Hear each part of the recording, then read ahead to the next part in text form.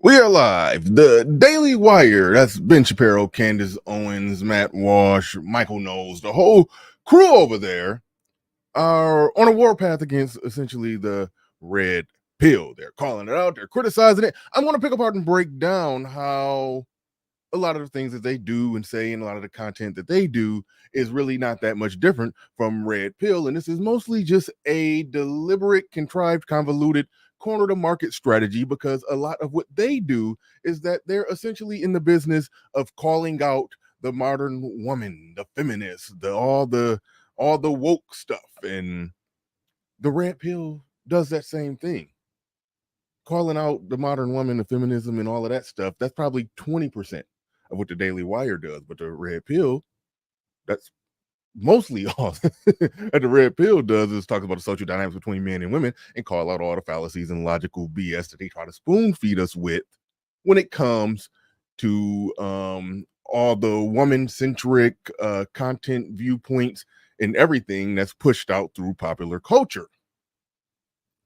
The red pill debunks, disputes, and dismembers all of that. All of it. But so does the Daily Wire. And so what is happening here, given the conclusion in the beginning, I'm going to show and prove how they essentially realize that a market share of what they do is being dominated by other people. And so they're trying to kick dirt on those other people who they agree with on practically everything. And I'm going to prove that they're doing that just as it's basically just content strategy at this point, because there's no true significant disagreement when you really break it down. So we're about to get into that. So strap on in. Let's get ready to go. Let's get it.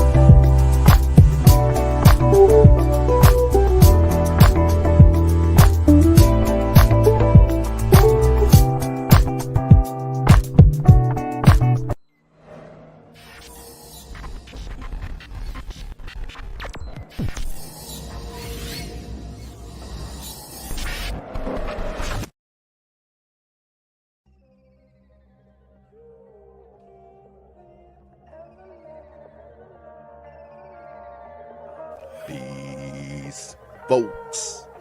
This is X from TPOT Media. Open your mind and wake your black ass up. You know what time it is. Hit that damn like button as you make your way in the door. Grab a seat, settle in, get ready. It's the Grown Man Hour with your host, my man, Bernard Riley.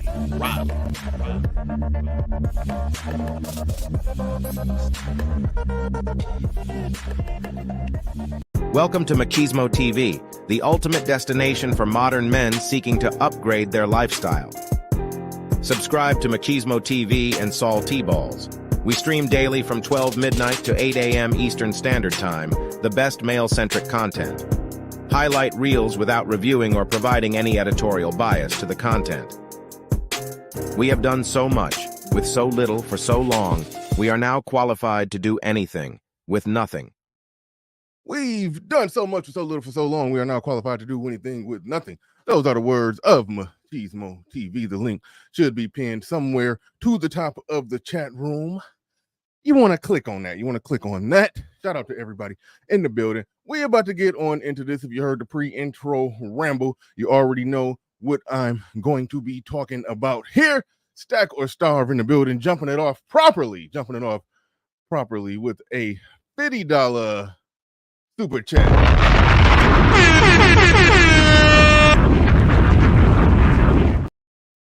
Got to get rid of that graphic. It look a little outdated and corny. But we about to get into this. But shout out to everybody in the building. Here go the bomb, bro.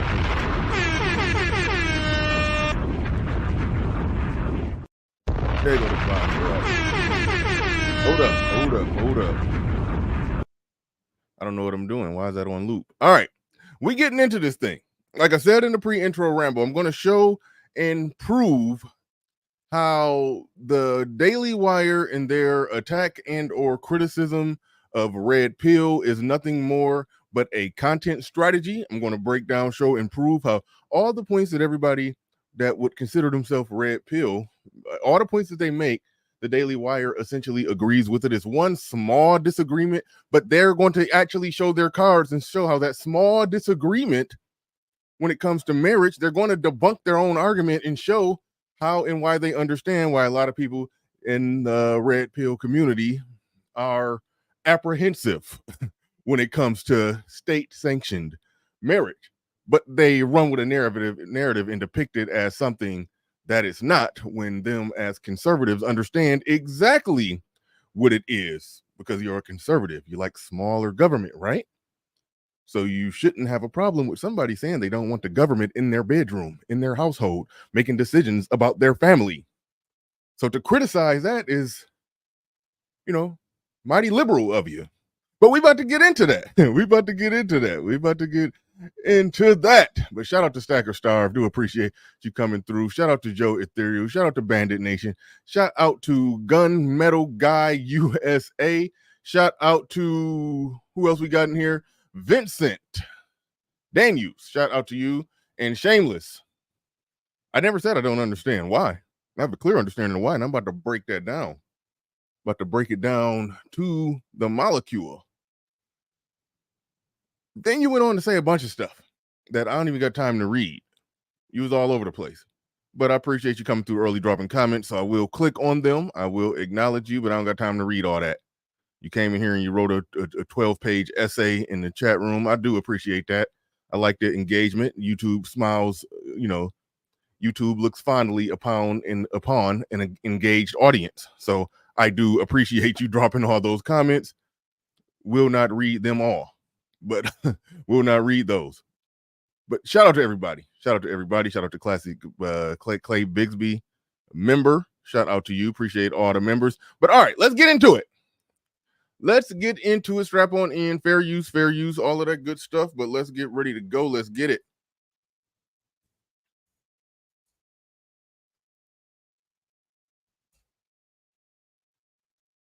It's interesting how the meaning of red pill has evolved over the last 5 years to essentially now mean I would say anti-woman. They would say pro-man, but I think it's far beyond pro-man. I think it's decidedly anti-woman in many ways.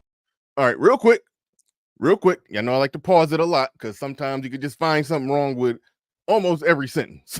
When people get to talking, sometimes I have a critique of every sentence, but I'm trying not to pause it too much. But it is true that the definition of red pill, it hasn't moved or hasn't changed or hasn't evolved. It's just the most popular use of it has become something different. It was at one point when it was at one point political. That was one of the most popular usages of it at one point when Candace Owens started her very first YouTube channel. It was called Red Pill Black because she's black and she was red pill, meaning that she went to the red side of the political aisle. That's one play on the words, but the other part of it was that she essentially took the red pill when it came to all the political and social cultural jargon and nonsense and the culture war and blah blah blah blah blah. She took the red pill when it comes to that, so she called her first channel Red Pill Black because black people wasn't supposed to be conservative. So right there, and it used to be a religious thing. If you went from being a Christian, to an atheist, they saying you took the red pill. You saw through the dogma. You thought your way out of the programming that was thrusted upon you. That was one usage of it. And then when you started seeing the true picture of reality when it came to the social dynamics between men and women, that was another form of, being red pill. Is basically saying when the wool is no longer pulled over your eyes and you see things more clearly, you see things better, you see the true picture of reality, you see through the dogma that they are trying to impose, propagandize you with. Once you start seeing through that, you see the matrix code through that, then you did, metaphorically speaking, you are considered red pill. You could apply it to anything. That's what it has always been. But now the most popular use of it, not an evolution of the term, but just the most popular use of it, is seeing through the dogma and the reality when it comes to social dynamics between men and women. That's the most popular use of it nowadays. Didn't evolve to that. Now, to the whole issue of what the gentleman there said. I know most of these people's names. I don't know his name. But this man here, he said it used to be pro-man. Now it's anti-woman. We're going to get into that. We're going to break that down because that's really what they're going to stand on. But I'm going to show how in many ways, I'm going to show a lot of evidence that how in many ways you could make that same exact argument towards them. In fact, their detractors make that same exact argument. In fact, I'm going to play clips of people making that same argument against them because a lot of the things that they're anti, a lot of people view that as anti-woman. But no, they have a social, political, and cultural things that they stand on. And their detractors say anti-woman. The thing is, a lot of people that are in the red pill community stand on those same things that they stand on. So why are they trying to call red pill anti-woman when a lot of them do the same content, react to the same videos, and I'm going to show and prove how they have the same damn take. A lot of people in the red pill community when it comes to this. Ways. And you see people who, I think some of them are bad actors who are peddling, but then you also see people like Pearly Things who, I don't know Pearl, I don't know if she's a bad actor or not. I kind of get the sense that maybe she's just a naive person being kind of dragged along out of half desire to be famous and half probably hasn't read a book. I like how he tries to just make her just an innocent damsel. Oh, she don't know better. See, that's an area where they kind of put on that, I'd say a disingenuous hat where they pretend like they don't think that women can do anything wrong. These men are horrible anti-woman. But little Pearl over there, she's just, she just doesn't know. She knows not what she's doing. It's like, no, I think he had it right with that desire to be famous. I mean, but that's a whole nother story, a whole nother debate. I'm not going down that rabbit hole. But you can just see the differences, how he addresses women and how he addresses men. You can kind of see a difference right there. But I'm going to show the hypocrisy in that because when they address women when it regarding a social or political or cultural issue, they take the same take as the people who they are calling anti-woman red pillars. I'm going to show and prove that. And half of that I can relate to. But the other half you can also relate to. By the way, I just off subject. Y'all can barely see that. I do not recommend McDonald's coffee. It tastes like dog water and earwax mixed together. It's not good. I don't recommend this. You got to do what you got to do in a pinch. But McDonald's coffee, it literally sounds like this. It tastes like they boiled some hot dog water and then made coffee with it. Like they boiled hot dogs, took the water, poured it in the coffee pot, and made coffee with it. That's what the hell this tastes like. All right. I don't approve this message that I'm partaking of right now. But all right. But I do think it's this interesting question that is harder to talk about in one-on-one settings. It might be befit this format, just to talk about what is the role of men and women, what is the role of marriage in a society that has essentially turned its back on the concept of marriage, that is legally encoded anti-man policies into our legal code. The definition of marriage. I mean, abolish the definition. Oh, so now you're explaining the things that have caused essentially the red pillars that you're criticizing to take the positions that they take. You see what he just did? There's going to be a lot of that. These guys are anti-woman. Then the next thing that they say, oh, but we live in a society that has become anti-male and minimize the role of the father and the role of the man and try to make men and women equal, and then try to still also and then operate when it comes to divorce and family court in a way that still panders and placates to what the women want, while simultaneously talking as if there's some equal feminist ideals and egalitarianism between men and women. Like, they're going to call out the BS, the same BS that everybody else red pill calls out. They call it out, but then they're criticizing. I'm telling y'all, this is a corner to market strategy. This is fighting for market share. They realize that they're losing market share to a lot of red pill content creators who react to the same videos, make the same points, and call out the same nonsense. So they got to try to kick dirt on these guys. Don't listen to them. They're the real misogynists. They call us anti-woman misogynists, but those are the real villains. That's all this is. This is a corner to market strategy. This is Burger King saying that McDonald's food is unhealthy. No, It's not anti-men. They've abolished difference. They've abolished the difference between men. The distinction itself. Yeah. I just went on the Whatever podcast. Yeah. For my, I think it's now my 28th hour on that show. That was 6 hours. After a 3-hour debate on the show. So I did a separate thing? Yeah, I did 9 So you hours did 9 basically hours? straight. Yeah. Whoa. But it was worth it. How? It was Why? great. It was great. I really love that show. I love it because He got almost every question. when I did it the first You time. couldn't pay me. You pay me $1 million. I wouldn't. No, I love it because these poor girls, man. The whole thing with that show, which is why it's so funny, is you get. Hold on, I'll pay you $10,000. If you're really gonna do it. You're like 11. No, the thing with that show that makes it very funny is guys go on and they make fun of these girls who have OnlyFans who are like 18 and don't know anything. And then the guys completely destroy them. And then the girls look like dummies. And then the clip goes viral. And I felt it would be wrong to do that. I felt I might get a lot of views, but I might also burn in hell for eternity. And I thought about it for What? I like that. I hate doing this because I actually respect them and what they do, but that was so disingenuous. Because the Daily Wire is also in the business of dunking on the modern woman.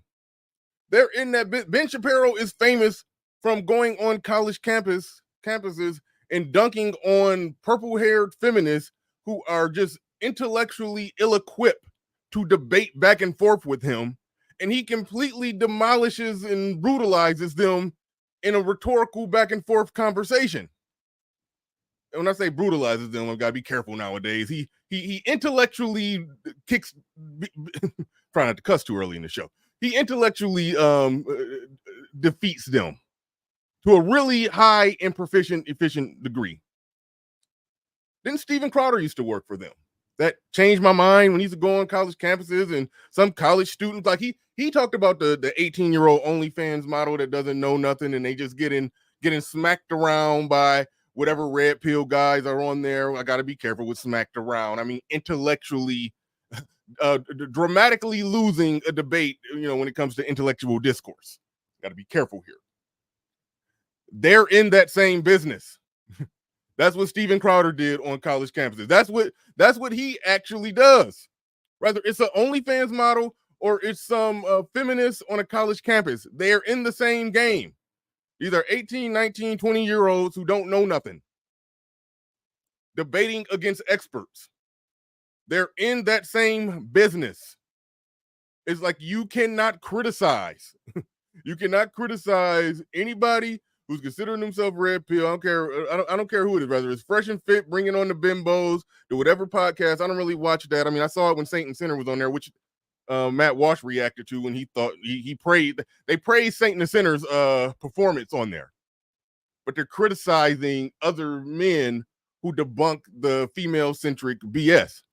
But he cannot sit there with a clear conscience and straight face and criticize that. I mean, he's this guy. Watch how he intellectually dunks on this feminist. He does the same You know thing. what the leading cause of death for pregnant people is? pregnant people. Mhm.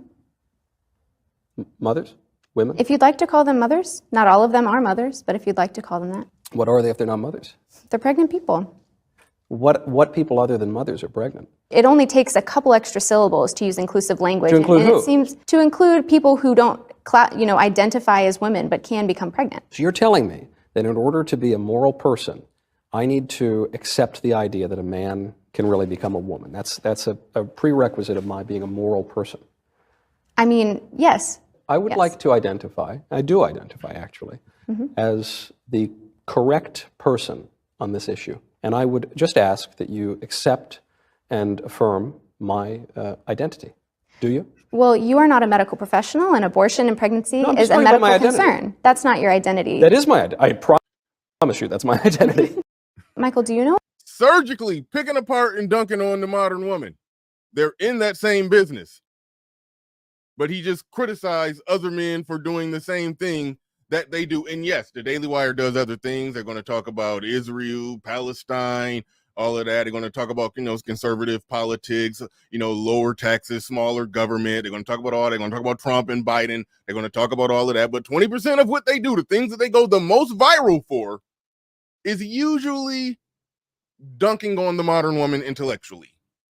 That's what they typically and mostly go viral for. Here it go again. And I saw you, Joe Ethereal. Hold on, I got to get to that after a second. I got to play this real quick. $2. And Mark Stewart, shout out to you. No, drop that last $2. Drop that. Yeah.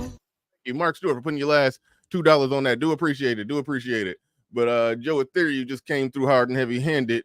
On the Cashapp, and I got to get to that. But I got to play the rest of this clip, though. They want to identify and respect the way that they want to present themselves to the world. Bronte, I would Yes. like to identify, I do identify actually, as the correct person on this issue of abortion. I identify as being correct and more correct than you on this issue.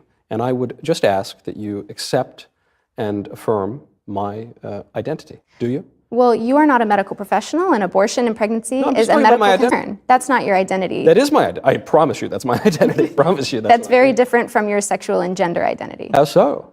What I'm talking here involves the mind. I mean, don't you think? I'm not just talking about my gonads or something like that. I'm not just talking about my sexual appetites or desires. I'm talking about my mind, my capacity for reason, my judgment here. And so you're saying you don't respect that identity, but you do respect the identity of a man who believes himself to be a woman. They're in the same business. By the way, excellent, masterful job. But they criticize Fresh and Fit and Red Pill. I shouldn't just say Fresh and Fit, because I hate how they narrow the Red Pill down to Fresh and Fit and Pearly, and that's going to get annoying. But the main person that they quote here is Pearl, as if she's the representative mouthpiece for everybody. Candace Owens, actually. I'll save it. I'll save that part. But all right, let's get back into it. But before we get all the way back Cancellation day, we begin with a viral video that's been getting... Wait, hold on. That's not the one. That is not the one. We was right here. Moment, and I thought, no, okay, I won't do it. And so I went on, and I also have a rule: never give. All right. Before we get all the way back into it, shout out to Joe Ethereal, coming through hard and heavy-handed with a $100 cash app. Do appreciate 20, you. 140. That's $100. Shout out to Joe Ethereal. Shout out to Joe Ethereal. Appreciate everybody who support the stream, no matter how you do it. I do appreciate you. This is like day 7 of the beard regeneration project. It is looking bad. I made it look decent the other day, but today I just woke up on the wrong side of the bed. It's looking very Anthony Hamilton. I cut my beard off, and it's just going through the growing stages here. It's on the way back, but it's just looking real bad. I'm getting my Anthony Hamilton on something vicious right now, and it's just not working today. I'm having a bad hair day in the beard department. It ain't working. This is not up to standard, not up to code, but I'm gonna get through it. I'm gonna get through these hard times. But Eric Bird in the building.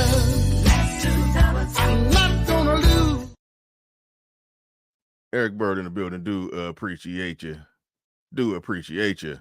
All right, let's get into it. Let's get into it. Let's get into it. The audience what they want. Yeah, exactly. Never like I went on a great Michael Knowles discourse story. about the Treaty of Augsburg. Actually, so I go on there, and I just felt it's not these girls' fault. All of them have some weird family situation. None of them. We live in a culture that teaches them a ton of lies. They have no education. Even if they went to good schools, they have no education. They don't. So I felt, okay, let's just talk about what's really going on here. And they're victims of feminism, and the red pill guys are victims of feminism. And the See, the disingenuous part of it. Well, there's a part of it that's legit. That in many ways, the modern woman, she is the victim of feminism. But feminism and the feminist ideals are so pervasive and ubiquitous throughout society that everybody in many ways is a victim to it, if we're going to use that word. Everybody is. So he's trying to depict it or typecast it like the guys who are red pill are victims of it. But more so, it's really more accurately can be described as they're taking the right approach and they're properly calling it out for what it is. Just like I just played a video of him calling out that woman for a lot of her nonsense and her wokeism. He properly called that out, kill shotted it. He was on the whatever podcast. The last episode of whatever podcast that I saw was when Saint Sinner was on there, just giving a remarkable performance. I mean, no other way to call that. He was he was just hitting on all cylinders. Just intellectually, make that a little smaller. You cutting off my hairline. The only thing good about my hair right now. You make that, yeah, make that a little smaller. Make that a little smaller. But yeah, you don't got to get rid of it. You leave it up there, but just do whatever you got to do. Do whatever you got to do. But they're sitting there. He's somebody Dolomite. No, Mr. Nazi saying they're trying to be slick with it. Yeah, they're trying to be slick with the criticism. They're trying to be slick with the criticism. I'm gonna roll this some more. I'm gonna roll this some more. The irony about the red pill guys, I sympathize with them a lot of ways. The family courts are totally stacked against dudes. The culture promotes divorce and abolished the definition of marriage and blah, blah, blah. Right. You can't adequately explain the reasons why people who consider themselves red pill take the positions that they take while simultaneously understanding and agreeing with all the reasons why they take the positions that they take. The only way that he can do that is if he misrepresents their conclusion or prescription. That's the only way that he can adequately do that, and that's what they're going to do, and that's really the crux of the issue here. But the red pill guys are feminists. Their sense of men and women is basically this. Right. It's just that men and women are interchangeable. Yes. And go around, screw around, you owe nothing to women. If it's good for women, it's good for men, and that's just a lie. You know that part is just completely inaccurate. One of the biggest points that's made out of this space, one of the biggest things that red pill spaces get called out on is when people try to say, okay, well, why is it okay for you to do this and you to do that? The biggest thing that they say is men and women are different. It is feminism that tries to say that men and women are the same. It's the red pill space that points out that they're different and they have different roles. But guess what? The tradcon traditional conservative space also does the same exact thing. So you're criticizing people who you agree with from a convoluted, contrived position or narrative that does not necessarily it doesn't correspond with reality. It doesn't correspond with anything unless you make a straw man. And that's essentially what they're doing. Like, these are intelligent people that I agree with most of the time, but they're making straw mans. You're going to hear more of them coming forward because this is a content strategy. This is a marketing strategy. This is a corner to market. They're losing market share when it comes to the thing that they get the most views for, and that's intellectually dunking on the modern woman. The red pill does that bigger and better and broader. That dunking on the modern woman content, that's probably 20% of their content. That's practically 100% of the red pill content. So the red pill owns the biggest market share of that. So some of their audience is going over to the red pill and enjoying that. And they saying, no, don't go over there with those bad guys. They're bad because of the straw man argument that I'm about to make. That's essentially what this was. They all got together, the Avengers assembled, just to try to take a crap on people that they agree with. Fundamental unit of society is actually not the individual. Right. I love individual rights. It's good to be an individual.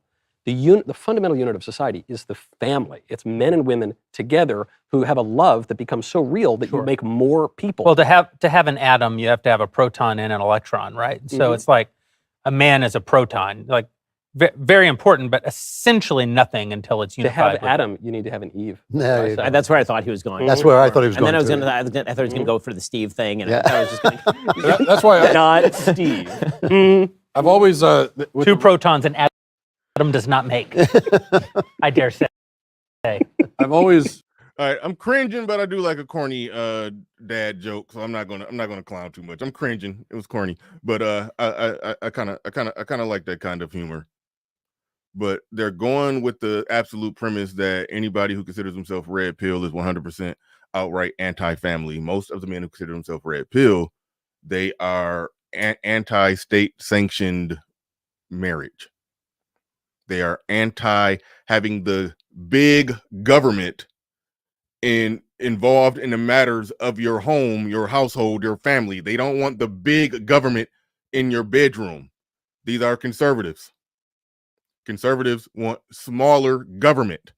It's hypocritical to criticize the men who don't like the idea that the big government that you're against is making life-changing decisions in the matter of these families that y'all care about so much. That's the issue. To pretend to not understand that or not acknowledge that is to be disingenuous. Now, they do slow walk their way to that acknowledgement, but I don't even know if they realized when they did acknowledge that later at the end of the video, they refuted their own arguments. Well, let's go. with the red pill, and I've been in many altercations with the red. I've run afoul of the red pill crowd many times talking about these issues. That is not accurate. Well, I took the time to Google and try to in YouTube search and try to find any moment where he has had any interaction with anybody red pill. The only thing that I could find is random people in his comment section. That's it. You won't find him with anybody who considers himself red pill in a live discussion. You won't find that. I looked. If you can find it, great. I looked for it. I could not find it. So he hasn't done that. He has made videos, and random people who disagree with him when it comes to marriage has countered him. That's the extent. And you probably can even argue that he hasn't had a. That doesn't count. I'll just go ahead and skip to the end. That don't count. And the question I've always had for them that they've never answered, and I'd love to hear an answer from any of them, is that, because I agree with 95% of their criticisms. Keep in mind, we're going to hear a lot of that. I agree with 95% of them. I agree with 95% of their criticisms. I agree. You're going to hear a lot of I agree. Whenever somebody is bending over that backwards to have this much criticism for somebody that they disagree with, it's probably some disingenuous, convoluted content strategy. Again, this is Pepsi saying that Coke is too high in sugar. This is Burger King saying McDonald's will make you fat. Talking about these issues. And the question I've always had for them that they've never answered, and I'd love to hear an answer from any of them, is that, because I agree with 95% of their criticisms, as you point out, the family courts and it's how it's stacked against men and so on and so forth. What's the other option? Like, okay, we agree with all that. So then men should just be alone and give up on their bloodline and die, and their bloodline is extinguished. Like, what you are suggesting is despair. You are telling men are already feeling despair. They're feeling meaninglessness. They're feeling lost. They're feeling alone. They're feeling like everything's stacked against them.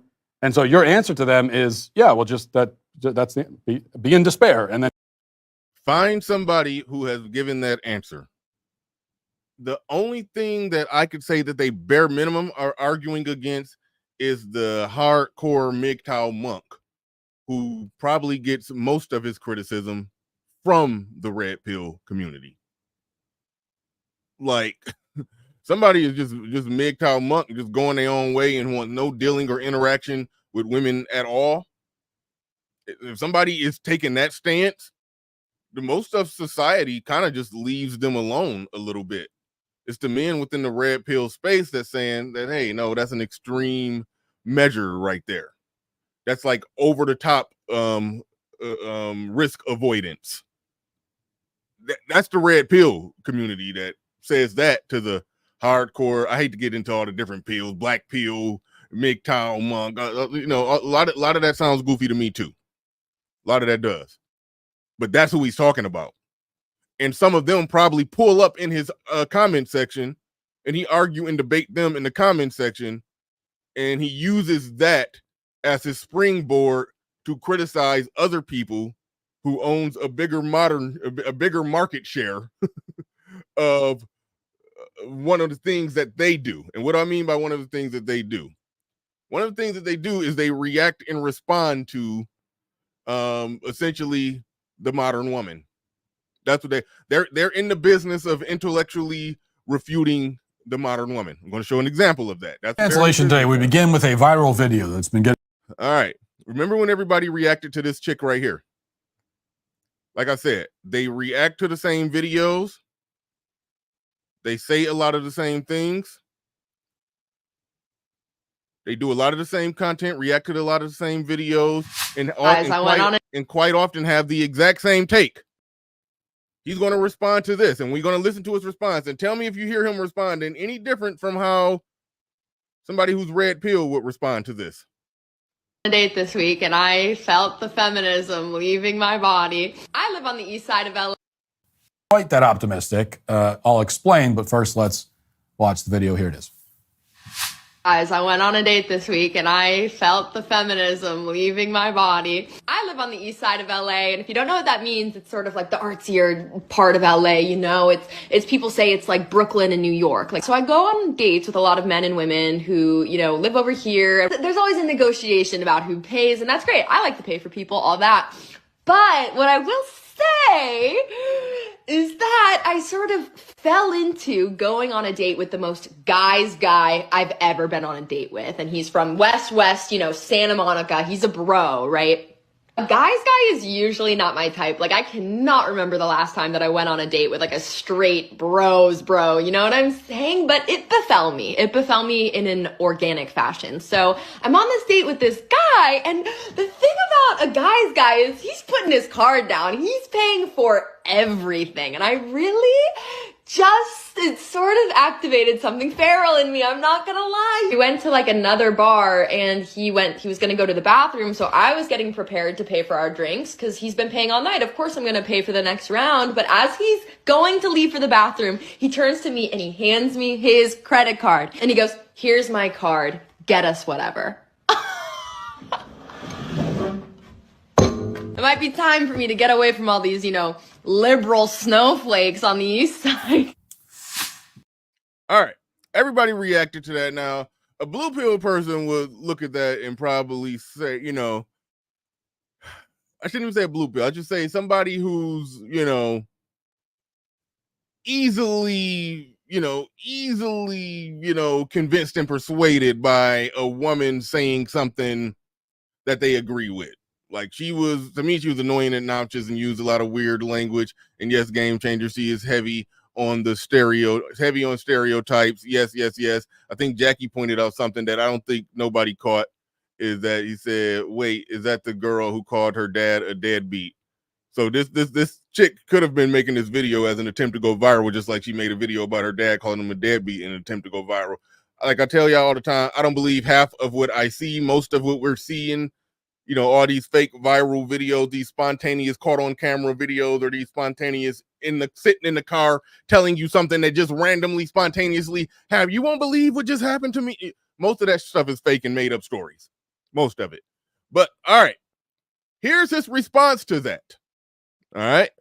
Notice how what he's saying is no different than what any of us would say. Okay, now as difficult as this can be for me, I'm not going to get hung up on minutia here. The phrase, "it befell me in an organic fashion," is not really English and doesn't make any grammatical sense. And if I was single and someone uttered that sentence on a date in my presence, I would leave and never call again, and I also wouldn't pay. But that's not the point. Now, as I mentioned, conservatives are generally celebrating this video because it supposedly shows how, in this individual case, traditional masculinity vanquished feminism.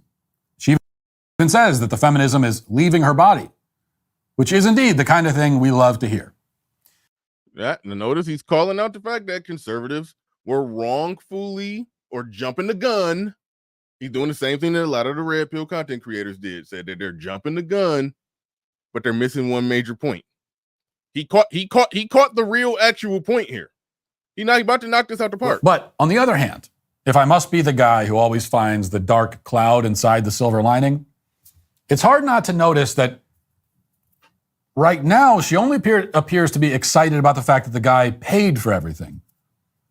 Yes, she's discovered a strange new respect for a guy's guy, as she calls him. But at this point, all of that respect is based around the fact that she didn't have to pay for her own food or drinks. If she is awakening to the bleak realities of feminism, so far she has only noticed that feminism is expensive for women. And indeed, it is in just about every imaginable way. Now, there's nothing wrong with a woman feeling impressed by and attracted to a man who can foot the bill without complaint. A man who appears to be financially stable and a good provider. I mean, this is raw biological programming. Women are naturally attracted to providers. They should be. It's healthy and good. Everything he's saying, very consistent with everybody that he's criticizing. They're on this crusade. They're criticizing the red pill. I can go through so many instances and show how all of their content, not all of it, because they do get all, they talk about Palestine and all kind of stuff that a lot of red people don't get into. But when it comes to the social dynamics between men and women, something that's probably about 20-25% of their content, they take the same exact take. You're a woman, of course you don't want a man who financially depends on you or asks you to go 50-50 on everything. She says at the beginning of the video that usually there's a negotiation about who pays, and she says, that's great. I like to pay for people. That's obviously nonsense. She doesn't like to pay. Not on behalf of a man, anyway. No woman does. Okay, I mean, it's one thing if it's like a gift, if it's a present, if you take him out for his birthday, but generally speaking, women don't like paying for a man as a general principle on a date. But it's different for men. I actually do like paying whenever I'm out with my wife. I like buying her nice things. I like the feeling of providing for my wife and kids. That's a massive. That's true when you're in a long-term situation with a woman. You do like to do that. You do like to be in position to do that. But them randoms, I don't feel that masculine chest beating, I'm a man provision if you just out dating some random chick. I don't get that. I don't get that feeling. I'm doing cost benefit analysis and seeing, how much this chick about to run up the score on me, and whether or not I'm gonna end up not getting nothing out of the deal. That's what I'm doing right there. But yes, when it's somebody you care about, a long-term situation, yes, you want to work as a man to be in that position to where you can do that. Whatever got to get paid for, you can handle it and pay for it without pause, without overthinking, without having to pull out your calculator every time you got to make a you need to pull out your calculator anyway, but you get what I'm saying.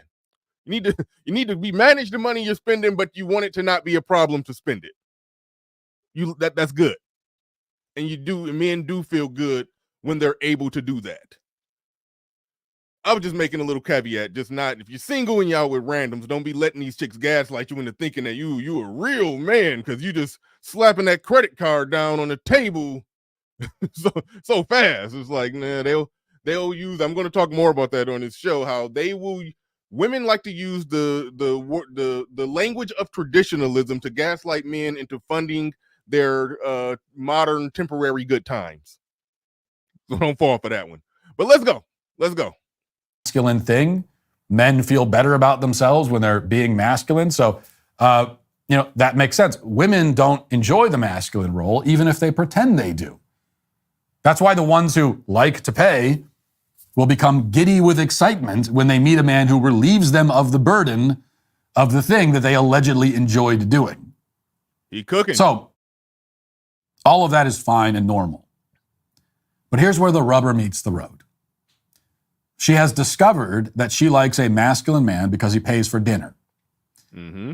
The question is whether she will like and accept and respect the other aspects of masculinity. Mm-hmm. And will she be willing to play her part and be the feminine? Mm-hmm. Does she want to select just this one single solitary aspect of traditional gender roles, the one aspect where she gets free stuff, and turn the rest of it away? Because this is how it very often goes with feminists of this sort. And it's why the swooning that they do over guys very quickly turns to anger and resentment.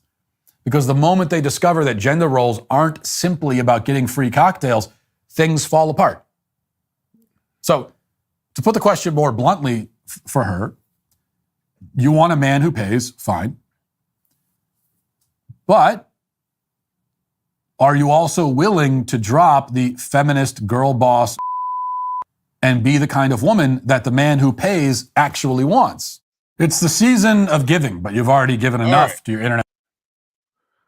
That was pretty much it right there. He dropped bombs on that one. No ifs, ands, or buts about that. He analyzed that and broke that down literally in the same way that anybody who's red pill would have broke that down. And he said he agrees with 95% of everything that they say, but the 5% that he doesn't agree with is going to be is being revealed and going to be even further revealed in this show. That is really just a straw man argument. He just depicted them as all a bunch of, I hate the terms, but black pill MGTOW monk who's basically saying avoid women at all costs, no interaction with women. Like come on. But shout out to Woke Quill in the building. Says 95%. He said you're 95% right. He's quoting Matt Walsh there, I believe. Says you're 95% right equals you are correct. Excuse me. Ugh. This is bad McDonald's coffee that I don't recommend, but you got to do what you got to do in a pinch. This tastes like I said earlier in the show, it tastes like they made coffee with boiled hot dog water and put some earwax in it and stirred it up. That's what it tastes like. You got to do what you got to do in a pinch. Needed some caffeine. I'm paying too high of a price for this caffeine. All right. You said you're 95% right. You're correct. But to fit my narrative, you must accept the BS I agree with / benefit from. Right on. Thank you very much for the super chat. I do appreciate that. Thank you for putting 5 on it. All right, let's get back into the main clip. Shout out to everybody supporting the stream. And my point is that's just not an okay. Appreciate each and every one of you. Appreciate you. All right, let's go. Okay answer. That can't be the answer. And have lots and lots of sex. Well, but that's the sterile That's sex. what you said. Sterile. Although not as much as a That part right there that Ben Shapiro just slipped in, I would say that's probably the only legitimate disagreement they have with a lot of people in the red pill community, because there's a lot of red pill dating coaches that promote a lot of sexual promiscuity. That is a thing. That is absolutely a thing. And I understand how the Ben Shapiro's of the world, why they have major legitimate criticism with that. That part is true. The catch with that is, even with the dating coach red pill side of the game, the dating coach presents himself and probably is a playboy who hooks up and has sex with a lot of women, but all of them admit that the vast majority of their clients are men who they're just happy to get just one girl. They'll get one girl, get in a relationship and be happy. They want to get one girl and just know how to keep her. That's how most men are operating. But the guy who can help you get one girl is probably the guy who at least can present and make you think that he can get 10. Whether or not that's the right guy that you should get relationship advice from, that's a fair debate. But there is a dating coach side of the game that I know that a tradcon, traditional conservative, would have a legitimate disagreement with. That's really the only one. Because it's not even the seemingly anti-marriage rhetoric, but it's really not anti-marriage, it's anti-big government being in your business rhetoric. is really anti having the government, the state sanctioned marriage. It's not even anti-family, and that's the straw man that they're making here. Married man. Right, exactly. But this is what you were saying, is that that's how it turns to the anti-woman. Yeah. Because it's not about the despair. The way that you find meaning is then by disparaging the people who have victimized you. Right? In any victim-victimizer sort of narrative, when there is no actual victim and victimizer, and it has to be sort of put together artificially, then the person who... Okay, how can he say that? But then on one hand, and I'm probably kind of wrong for merging what Michael Knowles said with what Ben Shapiro said, but I'm sure Ben Shapiro would agree with it when Michael Knowles said that those women are victims of feminism, and so are the men who consider themselves red pill. So are the red pillars. They're also victims of it. So then you can't say that, you know, there's not a victim or victimizer type of relationship. You can't say that. Now, if a man is walking around looking at an individual woman as somebody who's victimizing him, then of course that's obviously the wrong take. Again, this is rooted in straw man arguments. Most men are looking at this, I would say, properly and analyzing it from a big picture societal cultural standpoint, and in their own way they're also fighting the same culture war, probably on a different front, but fighting the same culture war that the conservatives are fighting. Mike and Vince Perkins in the building says the alternative to state-sanctioned marriage is your own contract overseen by lawyers that includes resources, kids, etc., notarized and signed by man and woman. You can have rings, name change, ceremony, etc. Yes. Most people support that. For $10. Most people support that. Because there's not a whole lot of people that are anti-family. Even if you're about living your life, you know, hooking up with chicks, you know, from, you know, 20s to mid 30s, you know, most people acknowledge that at some point you do want to sit down somewhere, you do want to have kids, you do want to have family, but don't go sign the legally binding documents at the courthouse. That is the argument. That's it. And I'm confident that they know that, and I'm very confident that they're pretending not to know that to kick dirt on people who they view as their competitors in quite frankly, a very competitive social media marketplace of ideas and YouTube algorithm and analytics, and getting your word and your message out there and making a distinction and separation and not having your brand mixed with somebody else's brand. Okay, take a crap on the other people's brand and uplift your own. Like, this is content strategy. This is marketing. This is the corner to market strategy. That is all they're doing here. But shout out to you, Mike. Shout out to you. Do appreciate you. Who self-perceives as the victim is very likely to then strike out at the person who they perceive as the victimizer. And so for a lot of the red pill men who perceive the woman, the great woman, as the victimizer, the idea is that you lash out at women by having lots of sex with random girls and basically treating them like trash. And it's okay because they said that it's okay with them, but that doesn't, I've never understood the argument that it relieves you of responsibility for treating a woman well just because the woman has consented to be treated badly. But he's right about All right. Now, there's a part of that where I understand where he's coming from, but the part of it that's BS is that it's a lashing out at women, treating them badly because you're having casual sex with them. I mean, if he wants to criticize the act of casual sex because he disagrees, he thinks that people should not be having casual sex, they should be partnering up and starting families early and often. I mean, there's consistency and internal logic in that position. But because people are having free consensual sex with each other, yeah, it's disingenuous, and I would have to say, no other way to say it, it's mighty blue pill of you to look at the man as some abusive villain because two people are having sex. Now, culturally, ideologically, and religiously, I understand his position and where he stands on that. You think people should get married young.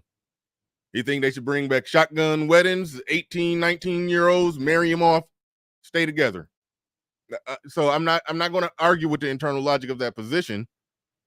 There's the issue with the state, and he's the one who's going to show and expose how the left and feminism and so many other aspects have taken over all the institutions, even the institution of marriage that wasn't supposed to have anything to do with the state has taken that over and have put men in a situation where they don't want to get married or be with a woman under the terms and conditions of the big state, big government that he believes should be smaller. He believes it should be small to the point to where it shouldn't be involved in marriage, but the people who are drawing the logical conclusion that's derived from his position, he's criticizing them. And that's where the contradiction comes in. But he's just talking about just a bunch of fornication, sexual promiscuity. I understand. I mean, that's internally logic. That's the only part of this where I can say I don't think they're just doing a corner to market strategy, content strategy thing. That's the only part that I think legitimately flies in, that he legitimately has an ideological difference with men being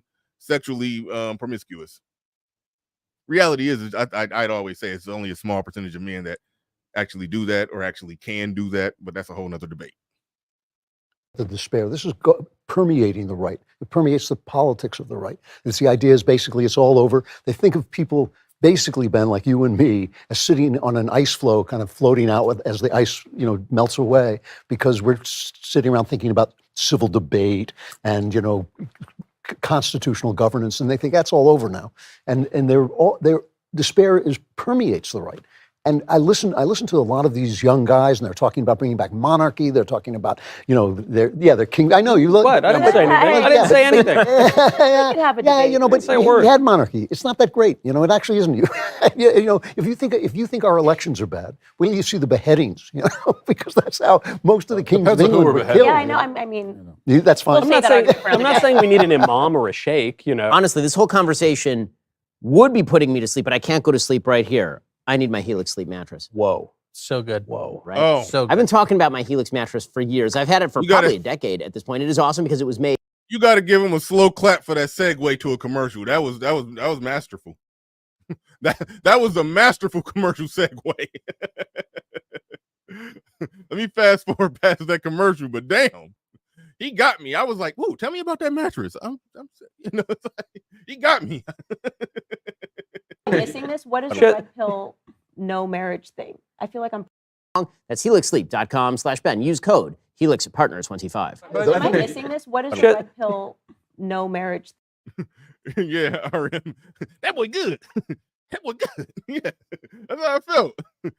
Whenever anybody do a commercial, it always sounds clunky, and you always see it coming a mile away, and you instantly start clicking off. He held me for like 5 seconds. Whenever somebody starts advertising something, I shouldn't say this because advertising, the sponsors is help YouTubers get paid. I'm a YouTuber, so I shouldn't say this. But whenever I see somebody doing an ad read, I instantly either click off or just slide over to it when it's done. Instantly. I mean, instantly. But he had me for like 5 seconds. I was like, oh, he got me. All right. Where we at? Thing. I feel like I'm pretty in the. Oh yeah. Oh yeah. No, it's a big. HelixPartner25. Am I missing this? What is the red pill no marriage thing? I feel like I'm pretty in the. Oh yeah. Oh yeah. No, it's a big. Am I missing? Like Yeah. I feel like I. Damn, I'm spilling coffee on me. Splashing up in my face. Damn. Now, Candace Owens right here is about to actually hold it down. She is. She's saying, what is this red pill no marriage thing? Because you see, we can't forget that while they're doing all this criticism of red pill, we can't forget that Candace Owens was fawning over Andrew Tate. Okay, that's too much. That's too much. She was eating out of Andrew Tate's hand. That's about fair. Everything that Andrew Tate was saying in that interview, she was picking up everything he was laying down. She was just, she was gone. He was just doing all that talk that he talked, and she was just enthralled and interested. I'm not saying that she was turned on like sexually. I mean, she probably was, but that's not what I'm saying. I'm saying that she was really into everything that he was talking about. Which I'm saying that to show that it's an extreme amount of overlap. You want to be married? Good question. I heard that's the lover boy tactic. We'll talk about that in a little bit, but. And that's an interesting question because younger me would say no, absolutely not. And And the reason younger me would say no is because I'd come up with all the arguments that there's no legal advantage really, and the woman can wreck you, and you can lose all of your things, etc. What's the point? I don't want the government involved in my life, all those kind of arguments. But as I get older, maybe... You see how he's making all those points? They know that those are the points. They know that's how anybody who considers themselves red pill have came to that conclusion that the state should not be involved in marriage. They've all come to that conclusion. She's talked to Andrew Tate, so she knows. She knows the deal. So it's like she's not going to directly call out her colleagues, but she is going to steer the conversation down a path that helps them to see that they're making a bunch of straw man arguments.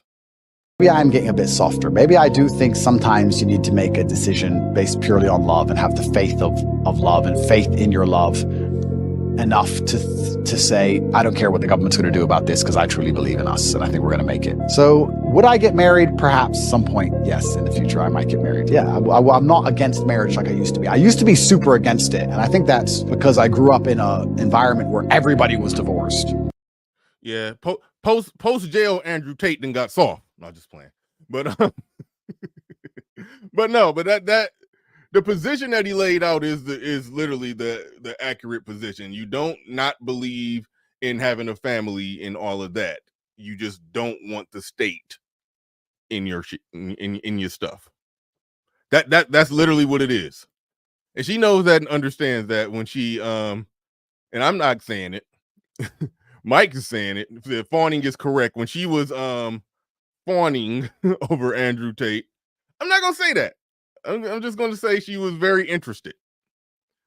But when she was over there, very extremely, story-eyed, in squirming in her seat, interested in what he was saying. I'm just playing. I didn't watch the whole thing. I don't think it was that bad, but no, the parts that I have seen, she was eating it up. She was eating it up, everything he was saying. But I'm saying all this to say that she knows. She knows that the position is not as extreme or bleak as what her colleagues is trying to make it, and she does try to steer the conversation in a different direction. Totally missed this. Yeah, that's their whole position. They think that marriage is what men are missing this? What is the red pill no marriage thing? I feel like I'm pretty in the... Oh yeah, no, it's a big Am I missing? I feel like I've totally missed this. Yeah, that's their whole position. They think that marriage is what men are anti-marriage? Well, yeah, that's the point. They shouldn't be, but it's... No, but Uh-oh. She asked a good, strong question. Because even if they go with the stereotypical villain, whenever they talk about the space, whenever they talk about anything red pill, quite often, unfortunately, they're only talking about just pearly things and Myron Gaines. But when she say what men are anti-marriage, she talked to Andrew Tate. She can't say it's Andrew Tate. She talked to, if you just have a surface level understanding of Myron Gaines' position, you really can't say that either. Because he's like, I'm going to get married. It's just not going to be under United States laws. It's going to be, he's going to go back home to wherever the hell he's from. Someplace, I forgot where. Let me know to say it in the chat room where he's from. I don't know. I don't keep up with where people from. But he's from, his people are from somewhere. I was going to say Saudi Arabia, but I feel like that's wrong. That's me. I feel like I'm being a little racist saying that. Okay. Where is he from? Shit. Shoot. I can't think. Sudan. There it is. Sudan. Thank you, Mike.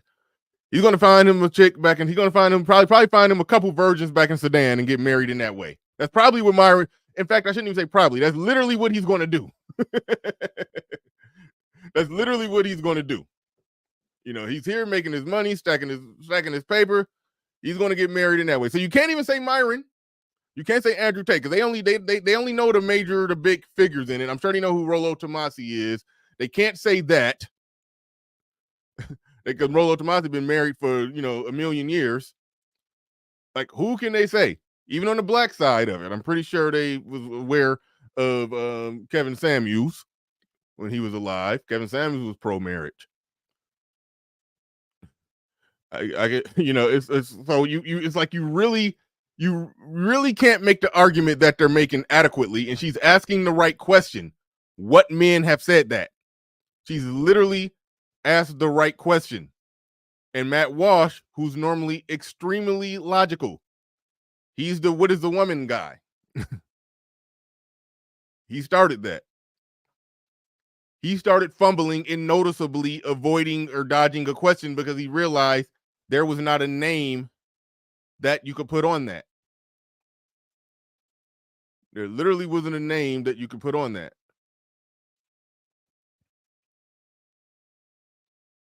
CGA is a good example. He's been married before. He's been in the belly of that beast. He's been screwed over by that court. He don't believe in state-sanctioned marriage. But would he tell a man that he absolutely positively should not start a family in any context? Would he strongly affirmatively say that to the point of in your bloodline?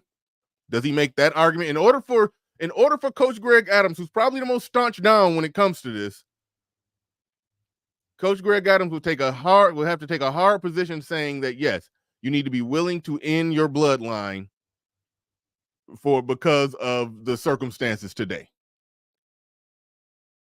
You know, and I don't even listen to Coach Greg Adams that much, but that's what I've surmised from him.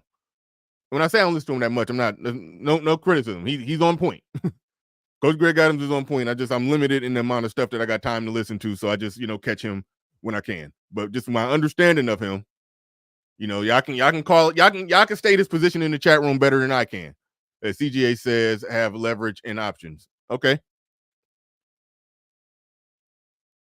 But I know for a fact he's not taking as strong of a position as them when it comes to simply a man and family creation. I'm pretty sure he's not taking a position as strong as what they're depicting things as. But Candace Owens, that's the right question. Let's get to that because this part is important. Totally missed this. Yeah, that's their whole position. They think that marriage is what men are anti-marriage. Well, yeah, that's the point. They shouldn't be, but it's. What men are anti-marriage? Well, that's the point. They shouldn't be. No, you said what men are anti-marriage. You'd be able to name names. You should be able to name names and make a distinction when you name the names. Are you talking about anti-state sanctioned marriage? Because if you're talking about that, it's a pretty long list. If you're talking about that, it's a pretty long list. But they're not being that specific because he earlier in the show said that they're basically saying, just end all, no interaction with women in your bloodline. Just go off in the corner and die in front of screens, just watching TV and jacking off. Like that's what he made the position out to be. But let's go. No, but he's right. This is true. All the guys that pop up in our Twitter feed. But tell me, I'm actually missing this. I didn't know.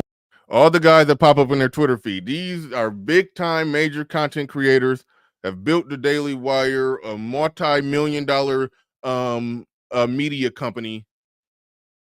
They're trying to do a takedown video on the red pill, and the only names that they can name is all the guys who pop up in our Twitter feed.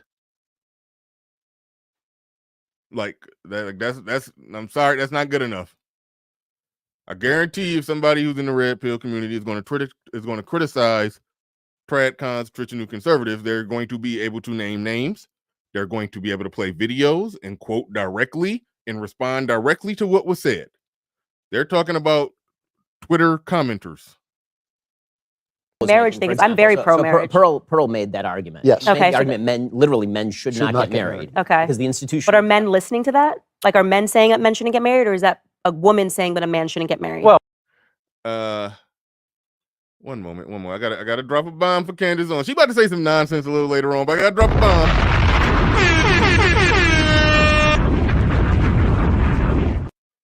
Are men listening to Pearl? Like I said it once, I said it again, and the recent events has proved that Pearl is really not that big of a figure. That 2 million subscribers, she spammed the short reel algorithm in the golden era of shorts, when somebody with like 100 subscribers could drop a good short and go viral and get 1 million views off of it.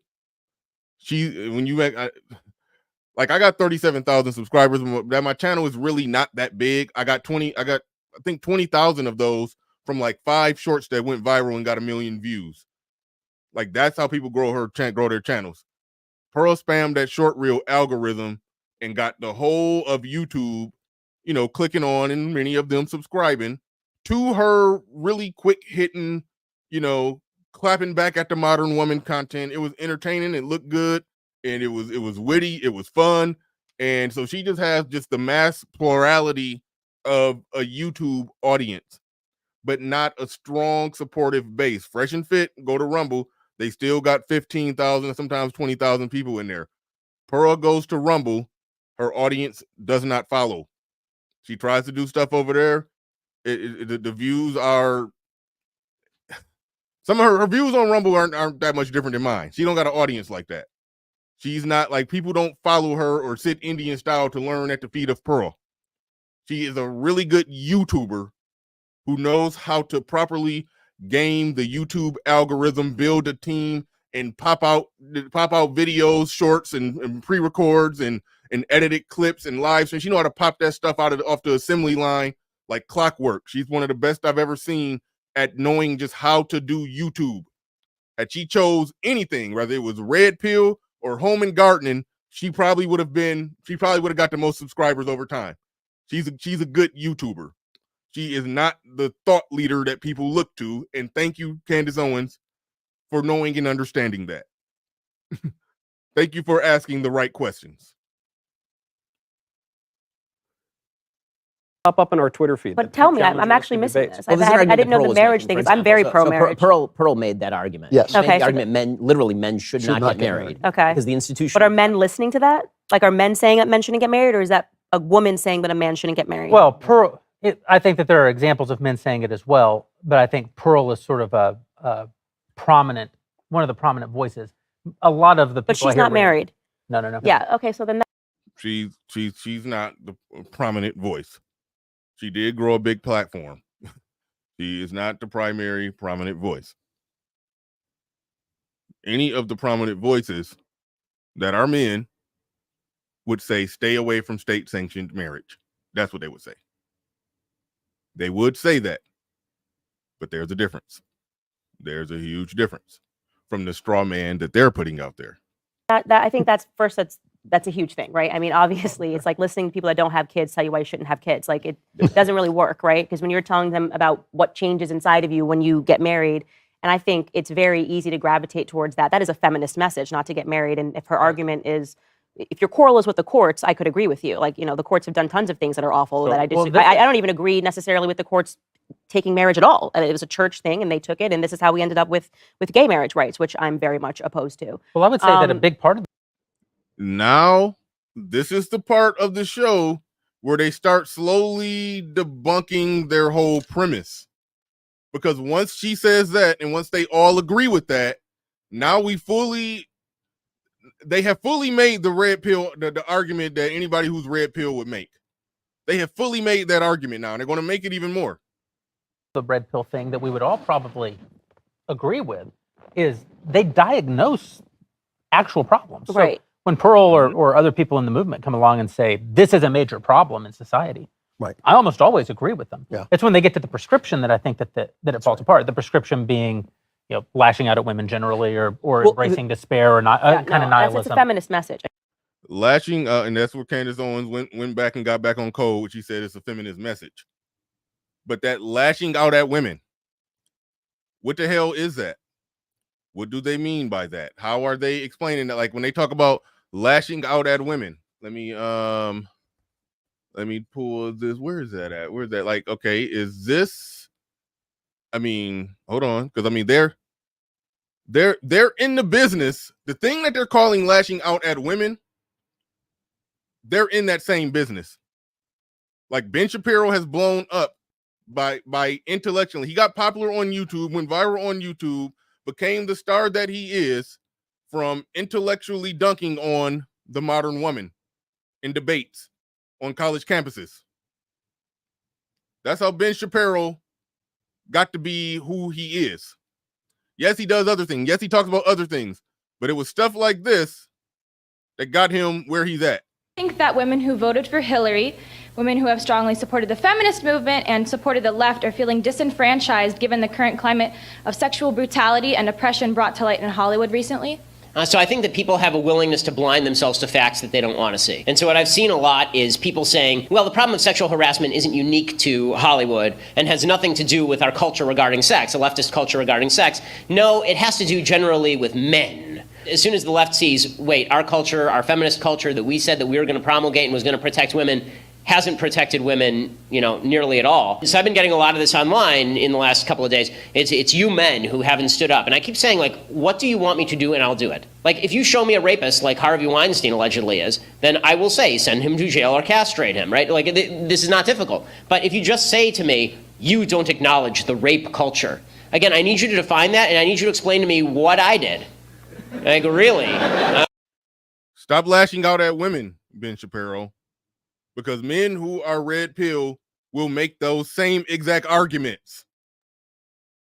What's the logical basis between saying that when they do it, they're lashing out at women, but when you do it, you're making a facts over feelings accurate argument?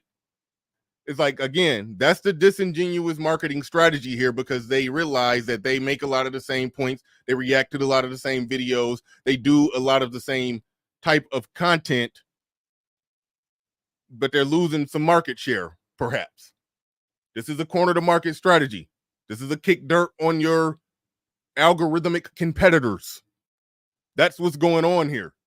You're literally in the same business. This is one of the more tame ones.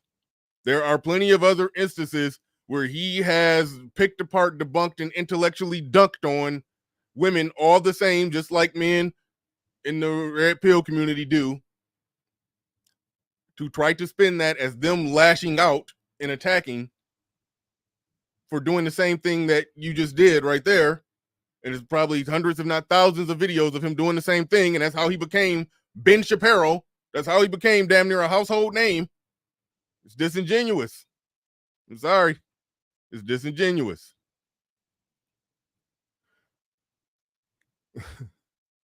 What about this monstrosity? A double major, and I also just won the most prestigious award in the country to pursue research at any institution I want, the National Science Foundation Graduate Research Fellowship. So I think I'm pretty qualified to say. I was trying to find another video of him intellectually dunking on a modern woman, and I ended up finding one with a dude that I thought was a modern woman, and I downloaded it, and then I was like, oh shoot, this is a dude. So in all intents and purposes and practicality, it's the same. It's the same thing, making the same point. It's just that I thought it was a chick when I saw it and read the title and downloaded it, but it turned out that it was a dude. But in all practicality, same thing. That most of what you're saying is based on old data. For example, gender identity disorder, that's the DSM-4, bro. We use the DSM-5 now for psychologists to be able to talk I literally about... cited the DSM-5 in the speech, and it's called gender dysphoria, which is a term that I use throughout the speech, not gender identity You sound like a disorder, bozo, bro. And you get no pussy, and you can't even make your wife wet, bro, so what's good? I'm a mathematician and a physicist. You cannot tell me... So I have a question. And also, you're not a biologist. So I have a question. I'm 20. As a mathematician and a physicist, what in the hell do you know about human biology? And you got your law degree from Harvard.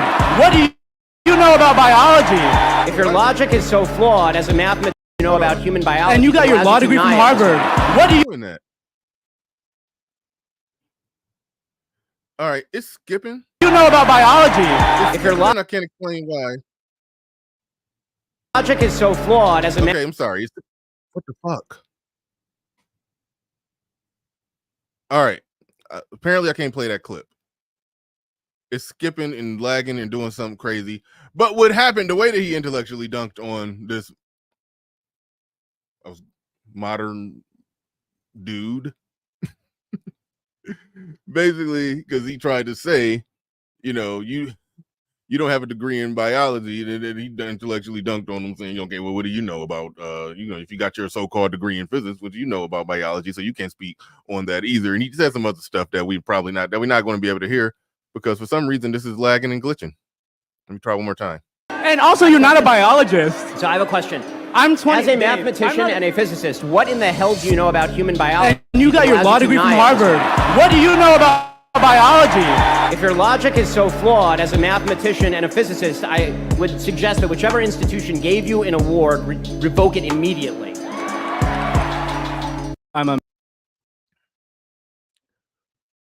So regardless, no matter how we look at it, even though that was completely botched, That it is fundamentally to be.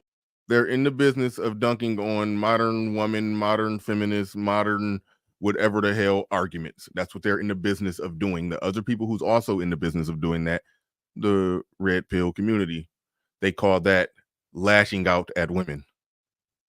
That's what they call it. That's disingenuous. That's kicking dirt on your algorithmic competitors. That's what that is. Anti-family. I don't understand how you could identify as a conservative at all. Lashing out at women generally, or embracing despair, or not kind of nihilism. That's a feminist message. I mean, it's when they get to the prescription that I think that it falls apart. The prescription being, lashing out at women generally, or embracing despair, or not kind of nihilism. That's a feminist message. I mean, that is fundamentally to be anti-family. I don't understand how you could identify as a conservative at all, because everything that the left is trying to do, every Marxist principle, every feminist principle is about disrupting, the family unit. It's what connects everything from the climate change lobby to don't have kids, the planet's going to die, to feminism, But when you admit that all of those institutions have been taken over, you can't then criticize the people who don't want to participate in those institutions. It's like that's where it continues to be a disconnect. And a part of me wants to say that it's a legitimate disconnect, but I feel like they know better, and they're going to show that they know better. I mean, Candace has already demonstrated that she does know better. She understands. Be like men, we should be like men. It's all a disruption of the family unit. And if you are now arguing in favor of something that's fundamentally Marxist, then you have to examine whether or not you're conservative at all. That would be my pushback on that. What we're trying. But she understands that they're not arguing in favor of something that's Marxist. They're pushing back or walking away from becoming a part or signing up to be connected to that system where a lot of Marxist ideals have taken it over and made it not what it once was. It's a logical adjustment. I haven't heard any men say that they're anti-family. Maybe I need to just. No, I have. A lot of, I don't want to give them press because they're all jerks to me. Feminist principles about disrupting. Again, I think she's placating to her colleagues, but then she is keeping it real when she says that I haven't heard any men say this thing that you're saying that they're saying. The family unit. It's what connects everything from the climate change lobby to don't have kids, the planet's going to die, to feminism, be like men, we should be like men. It's all a disruption of the family unit. And if you are now arguing in favor of something that's fundamentally Marxist, then you have to examine whether or not you're conservative at all. That would be my pushback on that. What we're trying to I haven't heard any men say that they're anti-family. Maybe I need to just. No, I have. A lot of, I don't want to give them press because they're all jerks to me online. Okay. But there are a handful of these guys, and you can't give them press because you already admitted that they're just people that pop up on your Twitter feed. They're just comment section people. Once you admit that, then you don't really have an argument against another movement, and you're strawmanning a competitor. Irony of it is they put themselves out there to be these big, virile, pinnacles of masculinity, but their anthropology is fundamentally, for lack of a better word, gay. Right? Their anthropology is fundamentally sterile, and it's saying, yeah, we shouldn't get married, we shouldn't have kids, we should just have sterile relations with random women. And so it's kind of how the irony that we end up at the topic that no one's allowed to name anymore that Matt made. I'm becoming a broken record saying it that nobody the fight is against the system. Nobody is saying you can't have a family. You're right, Game Changer, when you say how is that gay? It's not gay. It's not gay if you're still having sex with women. You're just not committing to one long term or impregnating one. You're just a person engaging in casual sex with women. That's not gay. I understand when he says anthropologically gay, he's meaning that your genes are no longer in the gene pool. If you take a staunch down position, I'm never having children. If you ideologically take a hard staunch down position, I'm never having children, then I understand what he's saying.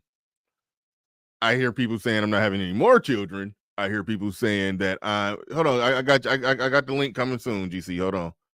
But nobody is saying that that a man should not have a family. Nobody is saying that. Yeah, I mean, Perry's shaming language. Made Yeah. a movie about. And, people say, well, that's so crazy, we should dial that back. But that's just a consequence of the very same sexual revolution that has said for many decades now that men and women are exactly the same, which comes from feminism, right? So Horseshoe theory. Totally, yeah. I mean, it's the logical conclusion of Gloria Steinem is these red pill bros, and they don't even realize it. Well, I'm radically pro-marriage. What I run into a lot, I mean, whether these people identify as red pill or not doesn't really matter. But Yes, now he's being honest because Candace pressed them on who. They realize that they're talking about comment section trolls. So now he has to be intellectually honest and say, I don't know if these people identify as red pill.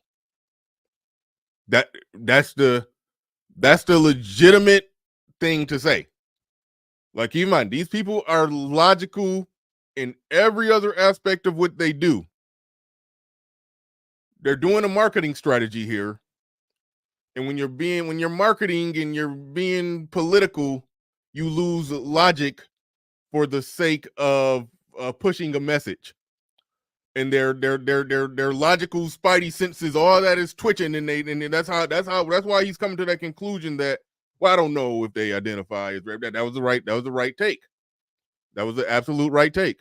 when I talk about marriage on my show and I promote it and I talk about my own experiences with marriage, I hear all the time. I mean, the comments are full of people who are conservative who are saying, "Well, that's just your experience. That's a you got lucky. You have it easy." Yes. And so you're trying to trick men into this deal that isn't going to work for them just because you happen to find a good woman, and that's the kind of defeatist mentality I hear it all the time, Yes. all the time. And what I want to say to these men is like it's an easy way to dismiss it, but we're all married in this room. We're all happily married. So we didn't get lucky. It's like you have to work at it every single day. It's a choice that you make, and there's a lot of women out there who are looking to make that choice also. So it's very easy to just kind of It's also to get back to Drew's point, actually. So I'm going to back your point before you back your own. So the real question is why that's arising on the right. You understand why that revolutionary movement exists on the left. I mean, Candace spelled it out. It is fundamentally a Marxist movement that seeks to destroy the institution of marriage in order to level all of society so that you can build up, based on the ashes, some sort of weird scrap heap of new creation. But I like what he said right there. Ooh, now I'm gonna keep it clean, but y'all know there's it's a very common thing how people like to tear something down, burn it to the ground so they can be the king of the ashes. Like that. That's the thing. So I know exactly what he means right there. I know exactly what he's talking about right there. question is why that's happened on the right. And this is where I agree with Drew, is that because the right, and this goes back even to some of the Taylor Swift points that you were making earlier about why the right is getting Taylor Swift and Travis Kelce wrong, just imagistically. Yep. I mean, I now agree with everything you said about Taylor Swift.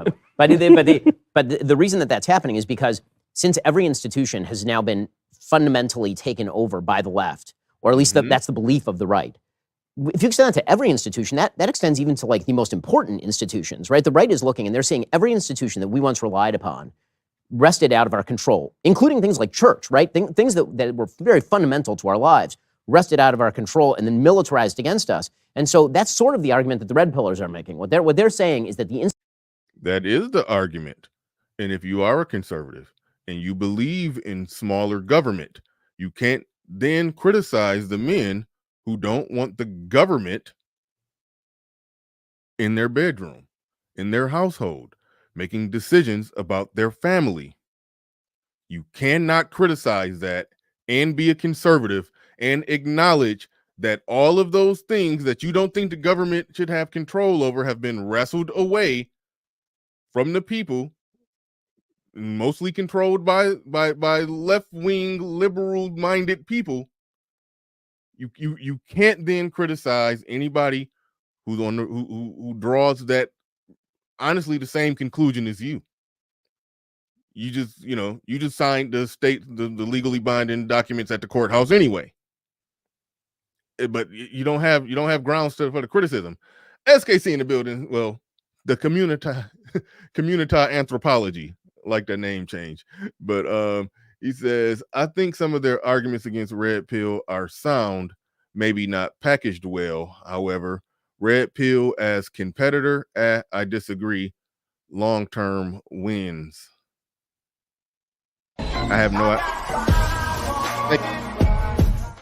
Thank you for putting 5 on it. I don't know what you mean by long-term wins. I don't know what you mean by that. But as a competitor, this is what I mean when I say red pill as a competitor. What I mean by that is that they react to the same content. They make a lot of the same points. That's not the only thing they do. That's probably 20% of what they do. 20% of what they do is they debunk, dispute, dismember the whole idea, the concepts of feminism and feminist ideals, and they intellectually dunk on the modern woman, and they make more male-centric arguments to combat the female-centric propaganda. They do the same type of content, and probably 20% of their content is practically 90% of the content that people who are red pill do. That's what I mean by competitors. There's no other way around that, especially seeing as most red pillars identify as conservatives. They want to draw a brand distinction between their conservatism and our conservatism. Now, as far as long-term wins, I have no idea what you're talking about, because I've laid out and pointed out that most people who consider themselves red pill, I mean, you go Rollo Tomasi, who I don't know if this is an accurate title that they give him, say the godfather of the red pill. Somebody have said that before. I don't know if that's an accurate title. I don't know the history, but they said his book, The Rational Male, was the first red pill book written. I've heard other argues that one of ARC books that came out before that, he had a lot of ARC stuff in his book. I've heard so many different arguments. I don't know the Marvel origin story of all of it, but Rollo Tomasi is viewed as one of the people who, Excalibur said they do call him that. This man been married for 1 million years. Like, no, it's not anti-marriage. It's typically anti-state sanctioned marriage. Most people who are red pill do think that, yes, once you, build yourself up, get your stuff together, at some point, yes, you do want to settle down. You do want to start a family, but do you want to do that under the legally binding documents at the courthouse? That's really the marriage debate when it comes to red pill.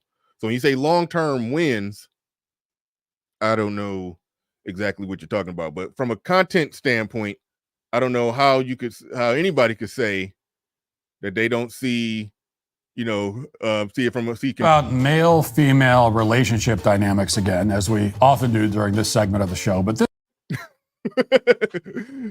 I just clicked on a random video that I had. I got a bunch of videos here. He said, when we talk about male-female relationship dynamics, what do the red pill talk about? Male-female relationship dynamics. What do the red pill react to? Time it will be the first time that the conversation begins. What do they react to? Stuff like this. We should note that Shaq is divorced into male-female dynamic. Arguing again, because once again, really interesting. Even I to be. Where's the fucking clip? Okay, hold on. All right, I skipped it. All right. They react to this kind of stuff. And I was planning on playing this part. I'm not playing this part just for you, SKC. I was already planning on doing this. You just sent a very timely super chat. So I'm not, this segue isn't just for you. This is me. This is something I was already planning on doing. Stroke your ego, but she gonna remember that time. You could be like, baby, I was down. You could be like, his podcast, that he apparently has a podcast. During the course of the conversation, the NBA legend cautioned men that they should never be emotionally vulnerable in front of a woman, ever, under any. Sounds like a very red pill conversation. Any circumstance, according to him. Here's his reasoning. Watch. Yeah, once you start complaining and dragging your feet. She don't want to hear no complaint. The day you come home and think, you could be like, baby, I was down, I lost it. She gonna be stroke your ego, but she gonna remember that time. You cannot let them see you one time. Down. The world can't see your head down one time. Ever. So I'd tell people. I want you both to know that you can. No. Like, and I know that you've experienced. Cannot. I don't want to get to like Dr. Phil shit right now. No, but I You don't think you've ever had someone that you really could trust and really open up?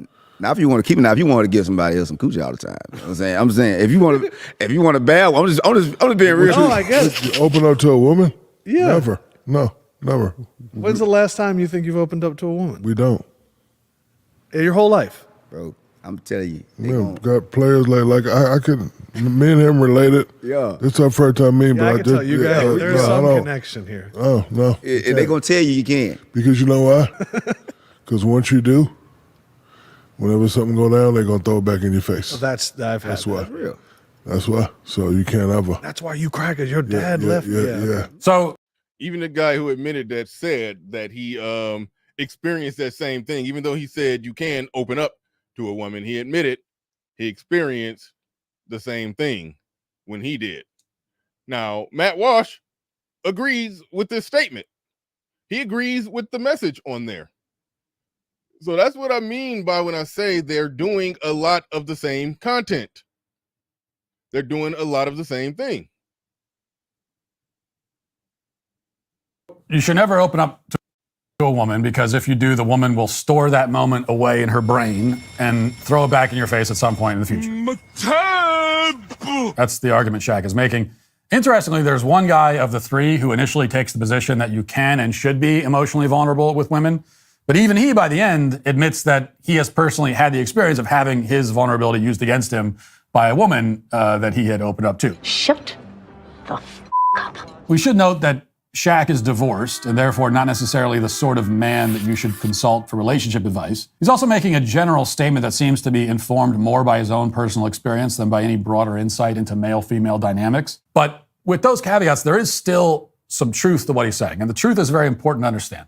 First of all, some of the sort of angry reactions to Shaq's comments, ironically, lends validity to the very point that the angry people are arguing against. Congratulations, you played yourself. By Shaq saying that you can't open up to women because they'll throw it in your face, he is himself opening up. He's obviously talking about his own experiences. And it's an experience that many men, as you can also see in the comments about this clip, have had. So once again, we see how society says men should open up. And then a man does open up, and society responds, not like that. It's apparently Shaq's experience that his emotions are used against him by the women in his life. To yell at him for sharing that experience is to say that he should not have shared it. So which is it? Hey, champ, that's really interesting. Next time, keep it to yourself. The problem with Shaq's point is that it's too absolute. He says, well, never open up, never ever. Well, if you never open up to a woman at all, then you'll be entirely emotionally closed off. This is an extreme level of stoicism that even I find excessive because your wife married a human being, not a tree stump. You need to have some emotion or there will be no connection, no understanding between the two of you, and then there can't be a real relationship. But these days... Now, that part right there, that's the crux of where a lot of people who try to criticize a lot of men that speak on behalf of men, they try to come at it from an absolute standpoint. They try to do that. And he wasn't exactly doing it right there. He was just responding to the obvious. I don't think he was being, disingenuous right there. Game changer putting not all in the audience. Yeah, it does sound like a not all argument that he threw out there. And I think what's embedded in that obviously there's some degree of opening up. You have to communicate with each other. You have to have a conversation, but there's some places you shouldn't go. And he explains how he understands that nuance. But I think it probably was still kind of reaching for a criticism. A lot of people do that for the red pill all the time. But overall, by and large, he agrees with the general sentiment. He does. He absolutely does. We've gone way too far in the other direction, right? We've massively overcorrected, as we have with pretty much everything else. And men are encouraged, in theory, Yes, again, in theory. to be completely vulnerable, to air all of their fears and anxieties, to be sensitive, to cry. Society bids a man to be as emotional as a woman because society denies that there's any... Oh, no. You can't lump Rick Grimes in there. Rick Grimes had every reason to cry right there. That was season 2 of The Walking Dead. He just found out his pregnant wife just died in a dirty empty room with dead zombies all around her, and she had to have a C-section with a rusty blade, and she died during the C-section, and his son standing right there had to double tap, put one in the mama head before she turned into a zombie, and then walked up to him carrying, and then met back up with him carrying bloody towel with the baby and not the mama. Rick Grimes had right to cry. That was a hell of a scene. Walking Dead was my favorite show. You gotta get off Rick Grimes. He had right to cry. Essential difference between the two. Why? Why is this happening to? Why? And then when a man accepts this invitation, he quickly discovers that it doesn't work in practice the way it works in theory. And that's because men are supposed to be strong, resilient, self-contained, and to a large degree, though not absolutely, more stoic. Consider this hypothetical. Husband and wife are driving on a back road at night. Car breaks down. Maybe we'll throw in that it's you don't have cell reception. It's a back road. Hey, shout out to Joe Ethereal. You got to really watch The Walking Dead to understand what he's saying right there. Carl. The way Rick Grimes said, Carl. Carl. I can't do it. Carl. Carl. Yeah. You're a Walking Dead OG if you remember the Carl. Oh, man. That was good. So you're not able to call anybody. The woman is frustrated, nervous, scared, maybe starts to cry. And situations like this have played out a billion times. There's nothing unusual about it. Women often cry when they're frustrated, nervous, and scared.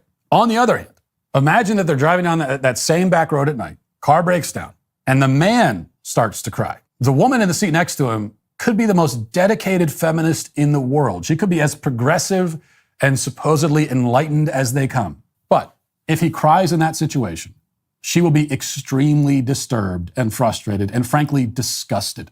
And that's because regardless of what anyone claims, men are men, they are not women. And when push comes to shove, we expect men to act like men and not women. So does that mean that he can't open up? No, it doesn't always mean that. He can open up sometimes to some extent. But if he opens up so much and so often that he begins to project a sense of weakness and instability, then he will have gone too far. You cannot be so vulnerable as a man that those who depend on you now also feel vulnerable. They make literally all the same points. Literally all the same points. Again, they react to the same videos, they draw the same conclusions, they make the same points, they say everything. It's like, and he even uttered the words in this video, 95% marriage was agreement. wrested out of our control. 95% agreement. So what are they doing here? What are they doing here? They don't want their audience listening to people who are red pill making those same points. That's all this is. That's happening is because since every institution has now been fundamentally taken over by the left, or at least that's the belief of the right. If you extend that to every institution, that extends even to like the most important institutions, right? The right is looking and they're seeing every institution that we once relied upon wrested out of our control, including things like church, right? Things that were very fundamental to our lives, wrested out of our control and then militarized against us. And so that's sort of the argument that the red pillars are making. What they're saying is that the institution of marriage was wrested out of our control and then perverted and used against us. In the same way that they're arguing that about the government or arguing that about the church or arguing that about the universities or the press. And the problem is that when it comes to marriage, because it's so personal and because in the end, there is no substitute for it, you can't just despair of the institutions and say build a giant alternative in the way, and like you have to actually do the thing that conservatives really should be doing in nearly all of these, all of these modes, which is seize control of the institutions back. So what the big debate that's happening right now on the right is, can we do that with these institutions or do you burn them to the ground? And it differs institution by institution, right? I think most of us in this room would say like the university system, go ahead and burn it to the ground, or the legacy media. Do you understand the power of the point that he's making? This goes back to the MGTOWs, the ones who draw a really hard MGTOW line what they are essentially saying, we can put them, drop the link in the chat. Drop the link in the chat room, or I'll do it. The ones who draw those really hard lines, what they are saying, what they are doing, they're doing weaponized bachelorhood, almost like a civil disobedience, where they are literally saying these systems are messed up, they failed, they're wrong, and for the same reasons that you think, for the same reasons that Ben Shapiro thinks. He's talking about it, and I love what he's saying. As the right, can they legitimately, in some way, shape, or form, take back those said institutions? Can they do that? So they're wrestling with it in their own way, trying to figure out a way that they could regain a modicum of control when it comes to those institutions. Other people on the ground in protest are saying that I'm not going to sign up and participate in those institutions. I see two people on the same team fighting a war on different fronts. But there is an algorithmic content strategy and YouTube competitor aspect of it. And that's all this is. Because he just properly outlined and detailed the reason why somebody is saying, I don't want to sign up and be a part of this institution that you just admitted is corrupt. Once he says that, once he understands that, then they've basically refuted the whole purpose, rhyme, and reason of that whole entire Avengers Assemble sit-down discussion between all the Daily Wire talking heads. Yeah, go ahead and burn it to the ground. But when it comes to the institution of marriage, you can't burn it down. That's not something you can burn down. Well, it's not an institution invented by man, for one thing. Right, exactly. Yeah. And so you actually have Well, you can burn it, but you burn civilization with it. Exactly. And so I think that what's happened is a broad category error that the right has made. In being anti-institutionalist broadly, you're starting to see the most right-wing edges of the right wing say, well, that includes all institutions. All right. There it is right there. There it is right there. We are joined by Game Changer. Before we get to that, shout out to Captain Cisco in the building. Says, I told you about Matt Walsh a year ago. He said, guys who don't want to get married are cowards. Yes, in the midst of all the stuff that they say that we agree with, they do say a lot of blue pill leaning statements. Yes, that is true. That is true. But shout out to you. I do appreciate that. I do appreciate that. The link is in the chat. I do want to hear other people's thoughts on this. I did say an awful lot, very opinionated on this. So let me know what you think. Before we get to what anybody else thinks on this, we have to do this. Welcome to Machismo TV, the ultimate destination for modern men seeking to upgrade their lifestyle. Subscribe to Machismo TV and Saul T-Balls. We stream daily from 12 midnight to 8 a.m. Eastern Standard Time, the best male-centric content. Highlight reels without reviewing or providing any editorial bias to the content. We have done so much, with so little for so long, we are now qualified to do anything, with nothing. Shout out to Salty Balls and Machismo TV. As you heard the tagline, we've done so much with so little for so long, we are now qualified to do anything with nothing. Those are the words of Machismo TV. The link should be linked to the top of the chat room. Make sure you go support and click and subscribe and all of that good stuff over there. The best male-centric clips, highlight reels show basically puts everything together that you see all throughout the space. They put it all in one place. Go check out, subscribe, Machismo TV. All right. We're joined by Game Changer. You wanted to come up early. I'm sure you got a lot to say or quite a bit to say on this. You have the floor. You have the mic. What is on your mind? And real quick, RM, move the contributors. Yeah, move them back up top, by the way. Move them, just move them. Just take it, move it back up top. But all right. Go ahead, GC. Yeah. So I was watching what you were saying and during the show for a long period of time, and while doing that, I was also watching the like button. And what I was noticing was there is like 100 people that haven't hit the like button but are watching the show. Hit the god. Yeah, I was Like, I was looking at that. I was like, dang, so it's like 143 people and it's 243 people watching. And I'm wondering all right, if all right, all right. Hold on. People gonna start leaving if you do it if you do the hit the like button commercial for too long.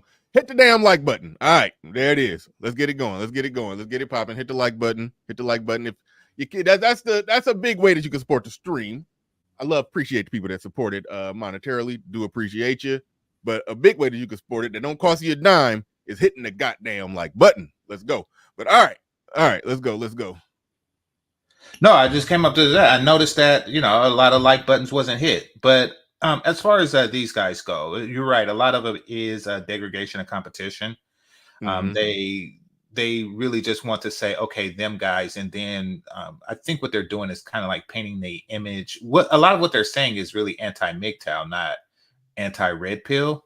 I mean, MGTOW is just a conclusion that a lot of red pillers come to. It's not the red pill itself. But and the reason why they didn't want to name particular, YouTubers or what have you, or content creators, one of the many reasons that they didn't want to do that is because they didn't want to have a counter, and they didn't want somebody like you to point out the similarities that they have with the same message. So by making it just like this nebulous thing, they can paint the image however they see fit. And what they see fit is just people who are raging, and many of them are MGTOW, and that's what they do. So you're right, it is degradation of competition. Also, what I notice is that they're pushing guys into, what they are talking about as far as marriage and things like that, that's something that works on a micro level, meaning that it does work for a few people. In fact, the total amount of healthy marriages that can exist in a population is limited by the number of eligible, wifeable traditional women. And if there are more, eligible traditional men than women, then there is going to be an overflow of men. Now, that will manifest itself in men just, completely opting out of that particular market, or the market just opts out of them, meaning that they keep trying and failing. So either way, it's not going to be good for the remaining men. And they know this because they're aware of the deficit of wifeable women.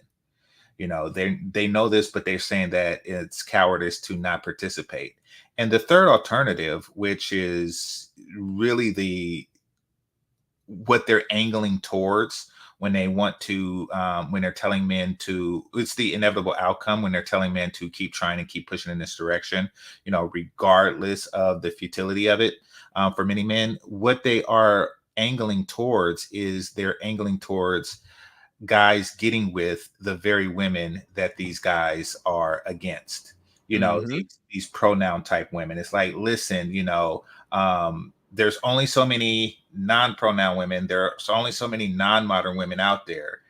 The overflow of men should continue to try with these damaged women, with these admittedly damaged women. Yeah.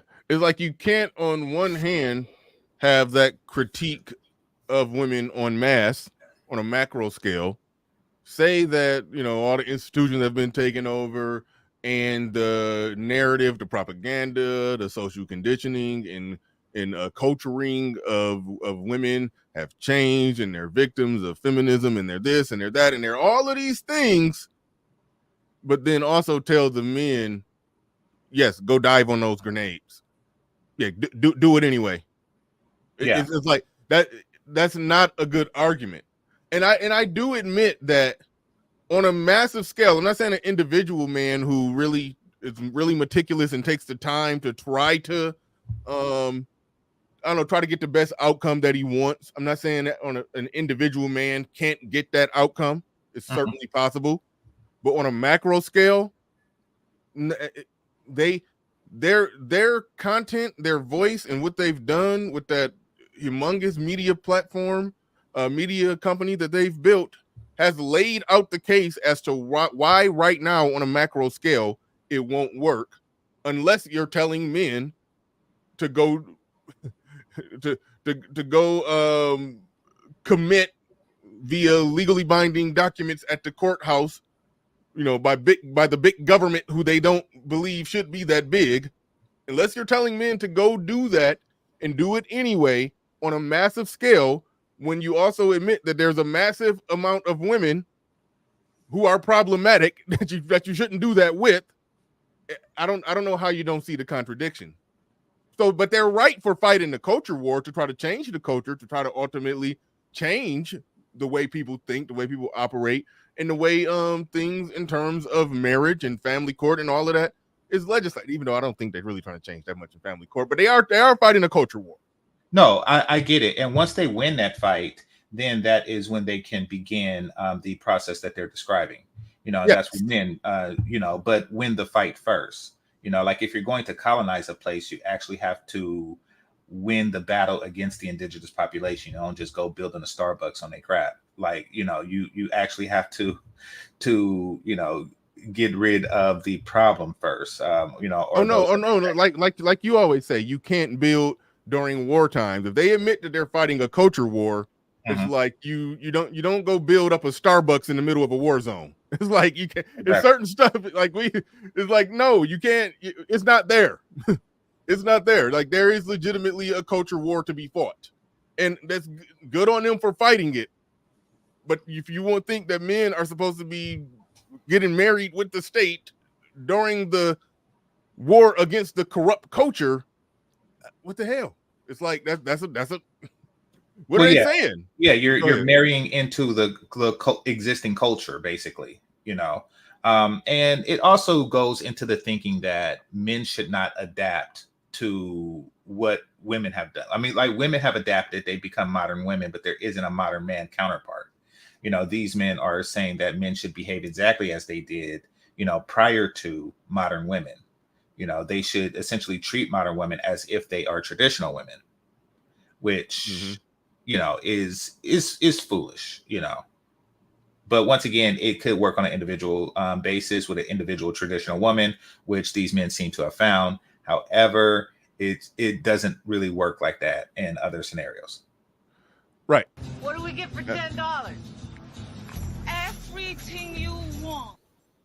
Absolutely. And shout out to Ray Arthur in the building. Ray Arthur says, this is why Barbarossa. See, now, some of the people on the white side of the game with the manosphere, I freely admit I don't know their stuff. Barbarossa knocked on my door and attempt to sell me some Amway, and I would not know who he was. Anyway, this is why Barbarossa said conservatism and MGTOW is not the same. I agree with that one, but I think it's a connection. But I'll just finish reading the damn chat. Barbarossa says conservatism and MGTOW are not the same, and called that out 13 years ago, wanting men to put their lives on the line for the system that's against them. Yeah. I mean, and some people say do that.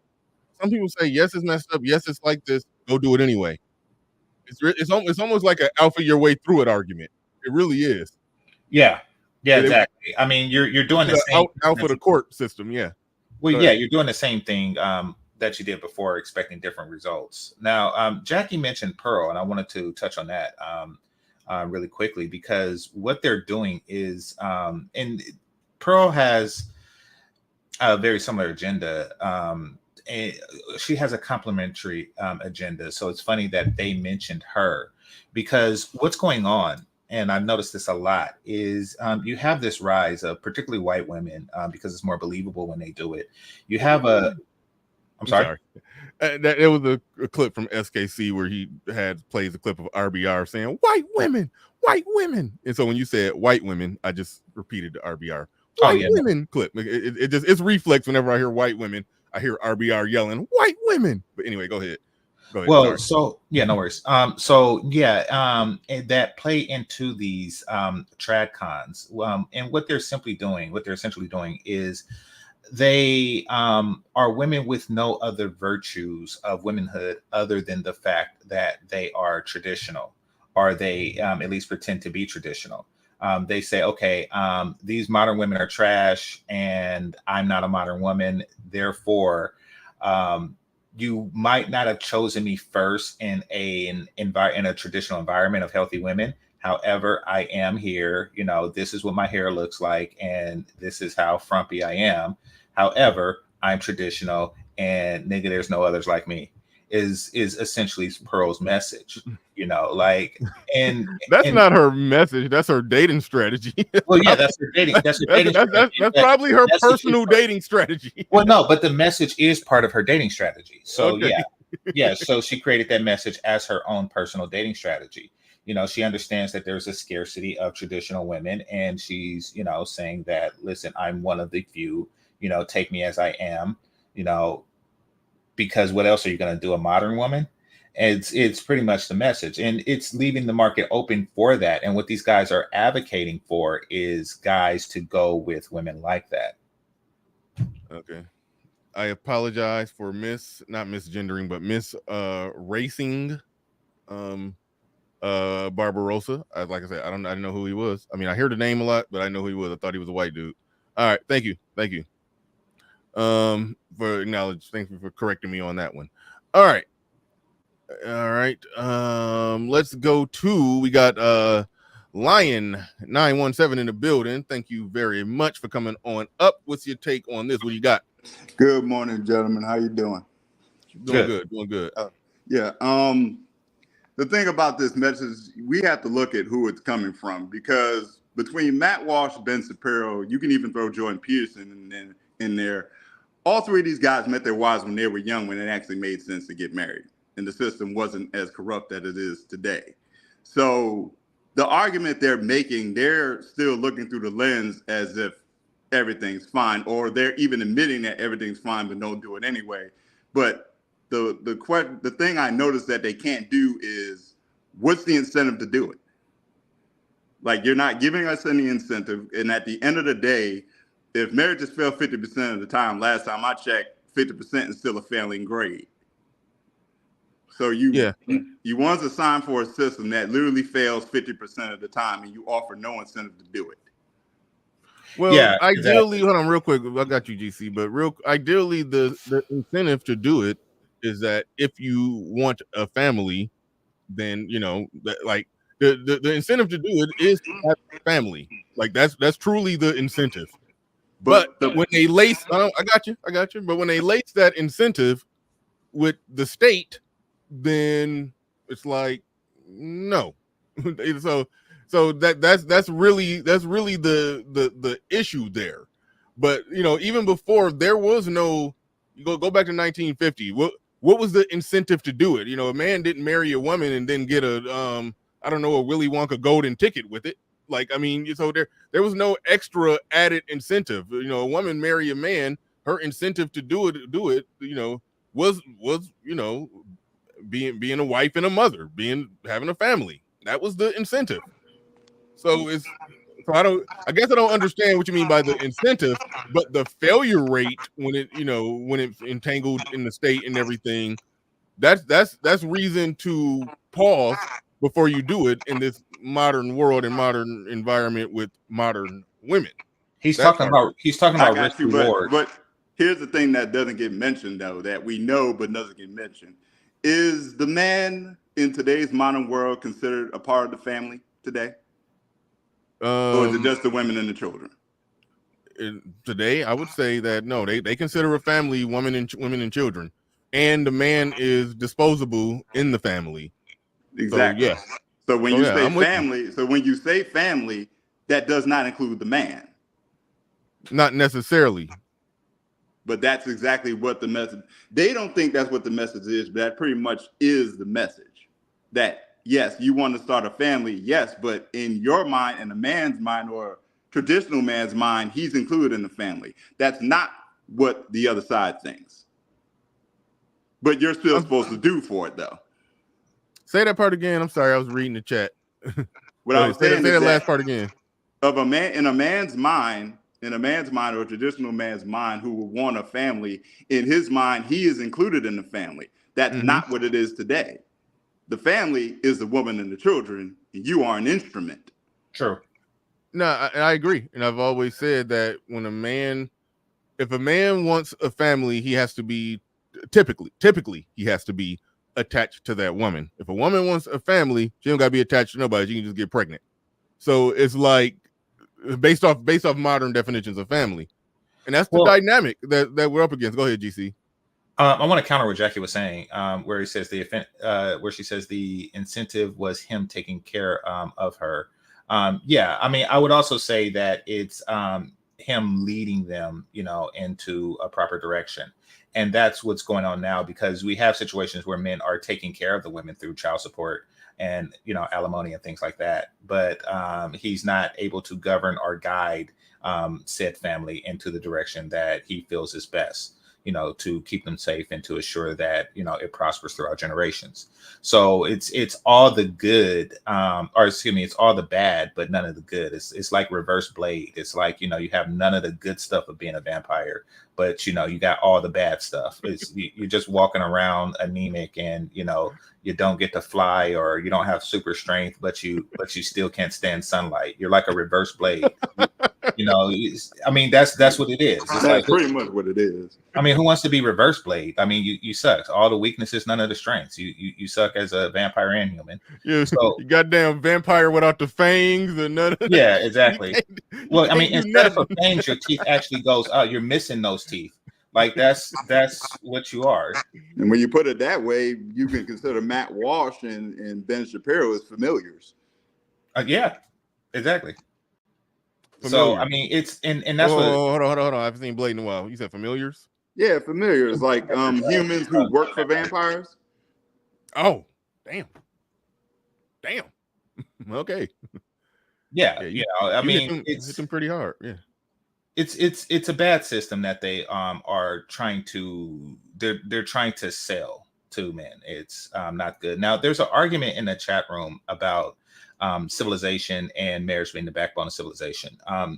What we're talking about to the people who are advocates of that, what's being said is that, and what's being left out, I should say, is that it seems as though civilization is attempting to destroy itself. And when you have marriage, technically, yeah. I'm sorry, and destroy itself and marriage, or if you, I don't know if you wrote. Well, no. Like if you recognize that marriage is necessary for a civilization to work, but we live in a civilization that not only disincentivizes marriage, but it also incentivizes divorce and promotes non-marriage. Like, I mean, when was the last time you seen a family show? However, you always hear about these shows where you have 4 women in their 30s and 40s, living in a major metropolitan area, just killing it and everything. It's all a spinoff of single, living single, or Sex in the City and stuff. Like, it's all really just the same repackaged shows. But when was the last time you actually seen something that incentivized marriage, that showed the positives of marriage? Like, what is it?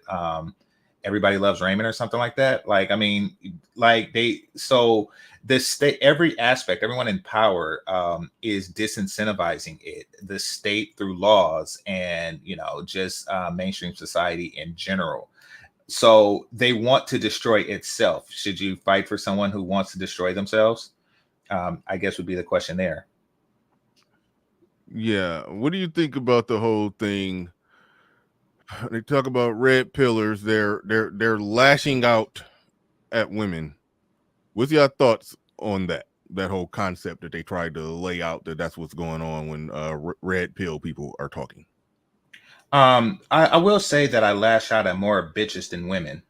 However, I mean, yeah, you lash out against a idea and a belief system. And if that belief system is presented by a woman, then you lash out at that. You lash out at the representative of that belief system. So yeah, I mean, it's included.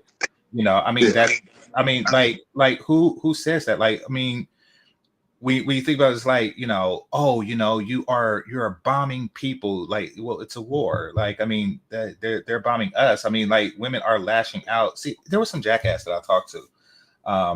a couple of Christmases ago at a family gathering, and he and I was talking about the virtues. I was saying that I believe that Killmonger would have been a better leader of Wakanda, and I was explaining why. And he said, "Yeah, but he hit women." And I'm thinking, like, what an imbecile. First of all, he don't hit women; he hit bald head ninja bitches. Like, I mean, like that are trying to hit him. They're trying to kill him. And he's like, "Oh, he hit women. You're stupid. These guys are stupid." Was he really talking about the combat fighting scenes in the movie? My first thought he probably was talking about, because he did practically choke slam the old church mother over them purple herbs. Like, I thought he was talking about that. I don't know if he was talking about the combat scene. Well, I mean, he said hitting. He didn't say choking up a bitch. Okay. He actually, and That's she was different. fat. Yeah, That's definitely different. You know that Bernard, fat women are not women. Okay. So I didn't really consider that scene. You're lashing out at women right there. I'm lashing out at fat bitches. Like they're not women. Okay. My main point with the lashing out at women, and that's why I tried to find clips real quick on the fly before I was getting the show together, of them doing what I assess to be the same thing, where they're talking to women, whether it's Steven Crowder used to work for him doing a Change My Mind. He's on college campuses and he's just intellectually dunking on whatever purple hair feminist would sit down right there. Ben Shapiro and Candace Owens and Matt, basically damn near all of them, every chance they get, if they get in a conversation with a woman about anything related to the modern social dynamics between men and women, they make hard-hitting statements that could equally be defined as lashing out at women. But they try to depict anybody who's red pill as who does practically the same thing. They want to call, okay, that's bad. They're bad over there for doing that. They're misguided for doing the same damn content. Like, that's what I just see as just the peak of just being hypocritical, or just trying to work a strategy to kick dirt on the competitor. I just see that as absolute nonsense. But let's pass it to gentleman who just joined the panel. Young Celis, I believe I got your name right. You read it right, bro. Hey, what's All up, right. G? What's up? What's going on? What you got? I've been I'm just be quick. I've been a part of your panel, like not part of the panel, but I've been subscribed to your channel for a while. Went from Mario X64, it don't matter. When it comes down to that, I feel like a lot of people deals with egos, cause like let's just go ahead and keep it. I'm gonna speak on the gentleman when I talk about fat bitches, and then I'm gonna speak on the panel when with you when I talk about women, and then I'm gonna speak on my own end. It's all in the same area when I'm talking about individuals, right? Fat bitches, women, and individuals and men all have it's a certain ego. Like, cause if you think about it, like if you ever hear a woman speak on like what men do, like how can they fuck, or pardon my language, let's keep it right. How can they have sex with multiple women, but women can't have sex with multiple men? It's like they try to find a standpoint on making even ground with that feminist bullshit that came up. You know what I mean? So when we deal with the red pill, where I'm coming from, it's a majority of a lot of hurt people, because a hurt dog will holler. But it comes from the mantra like, we are what you're looking for, but you're so busy trying to be what you're looking for, you don't even understand what you have. You get what I'm going with that? To be perfectly honest with you, I think I maybe missed your point. I got was you. trying to. I got you. I was trying to. It probably was more my fault than yours, because I was in the back No, trying it's to me. do Me. something. But no, I'll let somebody else respond to what you said, because they probably had a And if it's better. too muddled, I can simplify it if it was too muddled, because I wasn't trying to be on the women's side, no shit like that. I'm just saying it's egos, but my bad. Go ahead. Well, to your point about the double standard about women being envious of because we can sleep with more women and they can't, or whatever. Yeah, hold on real quick. I got to step away for a second. That's partially why I didn't catch I what will. the I got mother you. just said. Just give me a second. Yeah, I got it. I'll be right back. One, that's a BS double standard because nature does not work the same way with men that it does with women. And at the end That's of the day, facts. most of the women who speak like that are suffering. That's penis envy. That's all that is at the end of the day. Nature doesn't work that way. No, you can't sleep with a bunch of women with that. There's already science, there's already data and studies that show you racking up your body count, you can't pair bond that well. That's real. Period. That's Point real. blank. It is what it is. So I wipe my ass with that thing. Not to mention that I always notice that's the only double standard women default to. Meanwhile, we have dozens of other double standards that work for women. Dozens of double standards that go against men. So that's the only. So when they only play that card because that's the only card to play. So you actually were following me, but you saw how I dribbled out. So that's what I was saying. It's like they be trying to bring up an argument, trying to emulate what they perceive as how we're living, but it's like there's a whole different dynamic, right? So you gonna keep having motherfuckers come up with like, oh, they gonna keep regurgitating the same arguments. What I'm saying, there's never gonna be any. Then like it's gonna seem so foolish when you sit there and think about what they're talking about because all they're going to continue to bring up is, well, such and such do this. Think about this, what I'm saying. Not on this channel because the gentleman on this channel, he keeps shit going where it's like more of a concise thought, logical than I mean. But think about the other channel where you have open panels where people could just dribble all this nonsense.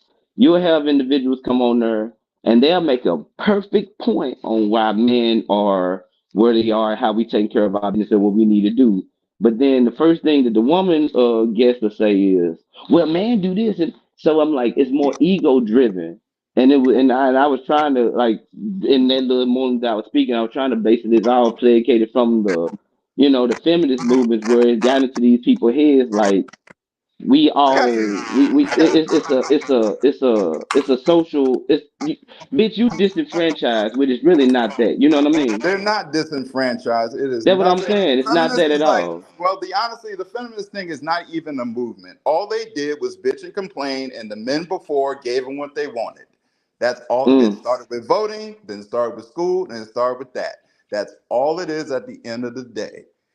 That now we are because the most powerful men then capitulated to what the women wanted, and now fast forward, here we are today. That's pretty much what's going on. So I don't A even. great analogy for that is Andy Dufresne.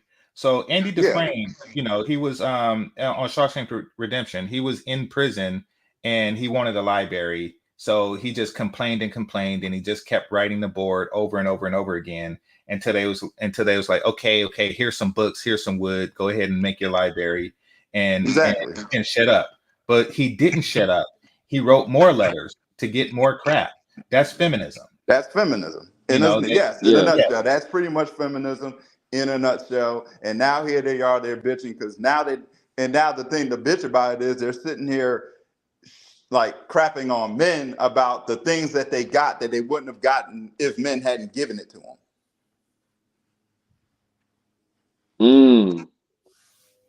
Okay. Now, because that's what I was That's what I was pretty much seeking where for. this argument is. That's pretty much where this argument is going. And Matt Walsh is the familiar gallery, and that's all that is. And at the end of the day, they have no incentive to make men marry them. So society is going to be what it is because at the end of the day, that's what you wanted. This is what you got. Deal with it. Hey, good looking on there because I swear I wasn't trying to be on no placating shit. Like you heard what good looking on there. All right, now I see what. Not a problem. Not a Okay, problem. good looking. Not a problem. Not a problem. All right. We are joined by. Can't even see the name because my camera is in front of that part of the screen. We are joined by Adrian. That's literally what it says right there. But shout out to you. Shout out to you. Go ahead. You got the floor. You got the mic. What's going on? What's going on, brothers? I just wanted to add in that, it's a time of opportunity that we have to take upon to be a man right now. We understand a lot of women are coming from a place of hurt. What they feel is hurt, which, they operate from the hip and we operate from the shoulders. Sometimes you're going to have to put that. So even though we think these women understand that they know that they are full aware of these things they're doing, they not. I know I date a number of women, and I talk with them, and they have a single clue as to what we're talking about over here. They have no idea this space is here. They have no clue of how to start the rebuilding stage of conforming to something to get the results that they want out of it. All right, let me push Well, pause how's on this you real quick. Hold on, opportunity? real quick. I gotta ask this question. You said they don't know what they're doing. What are you referring to? What are you talking about? Far as the blueprint, the ideology that they're using, most women don't know. What don't they know? They don't understand being this woman that's not reserving herself with the man. Far as like saying, "Hey, I can pay my own bills." They don't understand that that's not what men want. They're not attracted to it. It's not opening up themselves Wait, honey, are you saying that emotionally. men? Hold on, wait. Are you saying that men are not attracted to that? Because that's, I mean, Not I mean, necessarily. if you said that men aren't attractive, that I agree. The stumbling block that we're going to have here is when you said they know not what they're doing. I think they consciously know what they're doing, but I don't think so, they man. know they know what they're doing. The only thing that they didn't have control of is the world that they grew up in. They grew up in a world where feminist ideals were pervasive and everywhere. So they didn't have control over that. So yes, they got. Hold on, everybody mute up because I hear background noise. They were socialized and culturalized into that world, but even with that being true, they are free thinking, people with agency. So it sounds like you're trying to remove the ability of them to make their own damn decisions and decide what they want and do what they want. Yeah, I would back up what you're saying, BR. They know what they're doing. They just didn't Wait, hold on. calculate the cost. I want to pin him down on that. If that's what he's saying, I want to see if that's what he's literally saying. Okay. I'm gonna say that there is some women to a level of degree that are not fully aware of any of the things that we've even begun to build knowledge to get to. You saying that I they're get not it aware? They're not aware of because the stuff that we're saying. Yeah, I agree. yeah, they're not They're aware of not it. aware of what we're saying, but you're saying that they're not aware of what they're doing, as if they don't have agency. Over here, we don't do that. We don't No, pretend a like lot of them they. don't. They're just a lot of us have been conditioned to How move. does adult humans not have agency? Well, I get what you're saying. I get that. But that's not what I'm speaking. I'm speaking on the condition, what they have been instilled with, uh, the core values that they have been given. Like you got to think about that too. Like a lot of these women was never around people who they could fully understand the dynamics of even marriage. Uh, that plays a factor. And then we say, well, they mama should have chose somebody else, but that's cool. I get it, but it still plays a part for us to still give this example, have a better plan when we come with to these women that we so called want. Because we got to talk about the one we want. A lot of the women we want, we talk about, but those women weren't shown anything of any value for them to change the idea. I don't. What do you mean by They're women not. that we They're not. want? Hold on, They're time not out, time out, going time out out. and seeking. What do you mean? What do you mean women that we want? I don't. The woman that you described is not a woman that I want in any meaningful long-term capacity. So what do you mean women that we want? What are you talking about? I'm just going to skip to the end. You're basically saying these women are fucked up, but go and dive on the grenade anyway. That's your argument. No. So what I would say is let me decipher that. Let me make it more simple. Then, if all the women that were causing issues were ugly, okay, would we even be having a conversation about it? If all of them were pretty and submissive and friendly and feminine and fit and we're speaking to us and being nice to us and we're moving in a righteous way, would we even be having the conversation right now? A That No. wouldn't lot be of a problem to talk about. the conversations that we have, if the vast majority of women were like the second group of women that you described, then no, it's likely that we wouldn't be having this conversation. But I don't know how that makes any of your points. As far as unattractive women causing problems, them causing a problem is only matters in the sense of how much influence they have on society. And if they can affect society on a macro scale, then yes, I do think it makes sense for men to be a voice to speak to the effects of those society and give men information that they need to hear to know how to move through this society that's being affected by ugly women who are doing stupid stuff or saying stupid stuff or putting out stupid ideas that they're inceptioning all women and a lot of men with. So, but that's when it's left to us to provide value, where the ugly women have nothing to say. The women, what the do you ugly mean? women should not Time out. have any factor. Whoa. What do you mean by it's up to us to provide value? What are you talking about? Okay, so let me make sense here. So if our influence here for the value that we can provide to those type of women, if they By lose value, access to are you talking about interpersonal relationships, providing value in terms of interpersonal relationships with what type of women? Women that we actually want to have integrating with us. All women, honestly. You do understand that value goes both ways, right? Go ahead, You're GC. saying, Well, brother, let me just Wait, ask hold you on, this. real quick. Please hold your thought, GC. Shout out to Kid Camelon.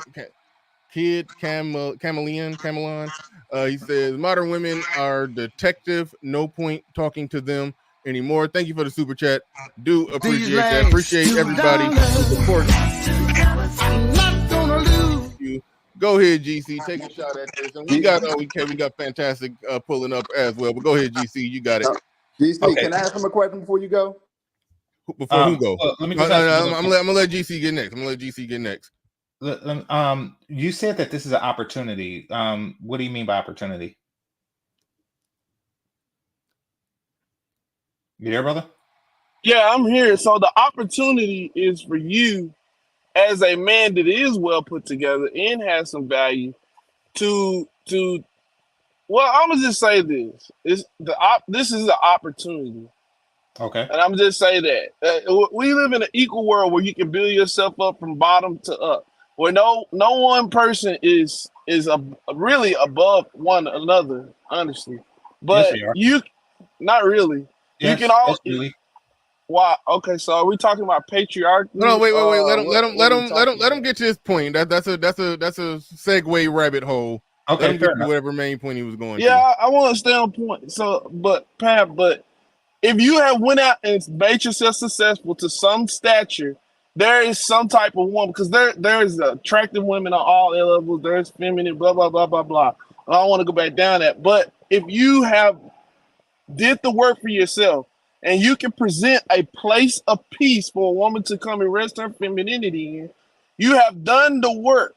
Now she can respect you, and she can admire what you have and value to her, and she can often say, you know what, it's better on this side than over there on that side, and she can decipher because she has something to look at and as value. Okay, but if you don't have value, if you're talking about, wait a minute, brother. If you're talking about an individual man who got his act together, if he meets an individual woman who's a decent human being, is it possible that those two individuals can get together and have a decent situation with each other? Yes, that part is obvious. But on the overall macro scale, that still doesn't solve the problem. So Exactly. that's why what you're saying, what you just said right there is irrelevant. And you kind of smuggled in there that individual man who on point and got his stuff together and got his head on straight, that he needs to go to a woman who don't got her head on straight, and hopefully she'll look at his straight head and then straighten hers out. It's like, That's no, what he it's like, said. no, fuck that. The man who did the right things and got his stuff together, if he gonna the man who did the right thing got his stuff together, if he's gonna deal with a woman in a long-term capacity, he don't need to go trying to fix somebody. He need to find somebody who's already together if he's already together. Well, that's not going to happen. Unfortunately, that's not reality. You're making no. That is reality. That's not reality. Hold on. Time out. That it is reality for an individual. It's a very bleak reality that's not likely for the macro. So that's the difference. But go ahead, Game. Okay, Game Changer was trying to jump in, and I'm gonna go to the other guy. I forgot which one. Who I forgot who said he wanted to jump in. But go ahead, Well, GC. let me just follow up with this because when I asked you, what unique opportunity is presented, you brought up an opportunity that has always been there. You see, together men have always had opportunities and access to women who seek together men. So this situation has not presented a new opportunity. What new opportunity have modern women given men? Brother Adrian? Well, it's good Oh, that I'm you're sorry. I had clarifying to that. take it off. I had to take it off mute. I'm sorry about that delay. But I can tell you the opportunity. Women don't give you anything. You go out and take it. You go out and earn it. You're What not new given opportunity? anything by a woman. A woman does not own anything over No, you. no, no. Understand this. What new opportunity has this situation given? You're saying that men have an opportunity to get this new modern women. What I'm saying is that men who are together and who properly compete and win have always had this opportunity. So what's new? You mentioned a new opportunity. What's the new opportunity? You do have the opportunity now. What's the new opportunity, sir? I mean, once again, what you're talking about is the pursuit of happiness that's in the Constitution. That's Well, always been there. I'm speaking. Hold What up, new man. You're going too opportunity? far with this now. It ain't all about that. What I'm No, trying I'm to say asking you back is, to words. You see, there's no new opportunity out there. all right. So There's not. you push. I never said there was a new opportunity. I Well, you never said that worded there's an that. opportunity. You said this situation, which is new, This presents is an why you opportunity. won't communicate with that lady on that level because you're making it far too You complex. said that there Instead of is just that saying, this you situation know presents what? the Let me opportunity, give which her a is better. new. There Listen, isn't dude. a new opportunity, All and you right. know it. And This you is how know it. you're operating because this is how they operate. Oh, This is a new modern mindset. Instead of okay. you And what coming opportunity showing her came you with have this a new better modern blueprint, mindset? What opportunity came with this new modern mindset? Because you what? have the same mindset as that woman that you're talking about. Okay, You don't want to notice you. listen to anything better.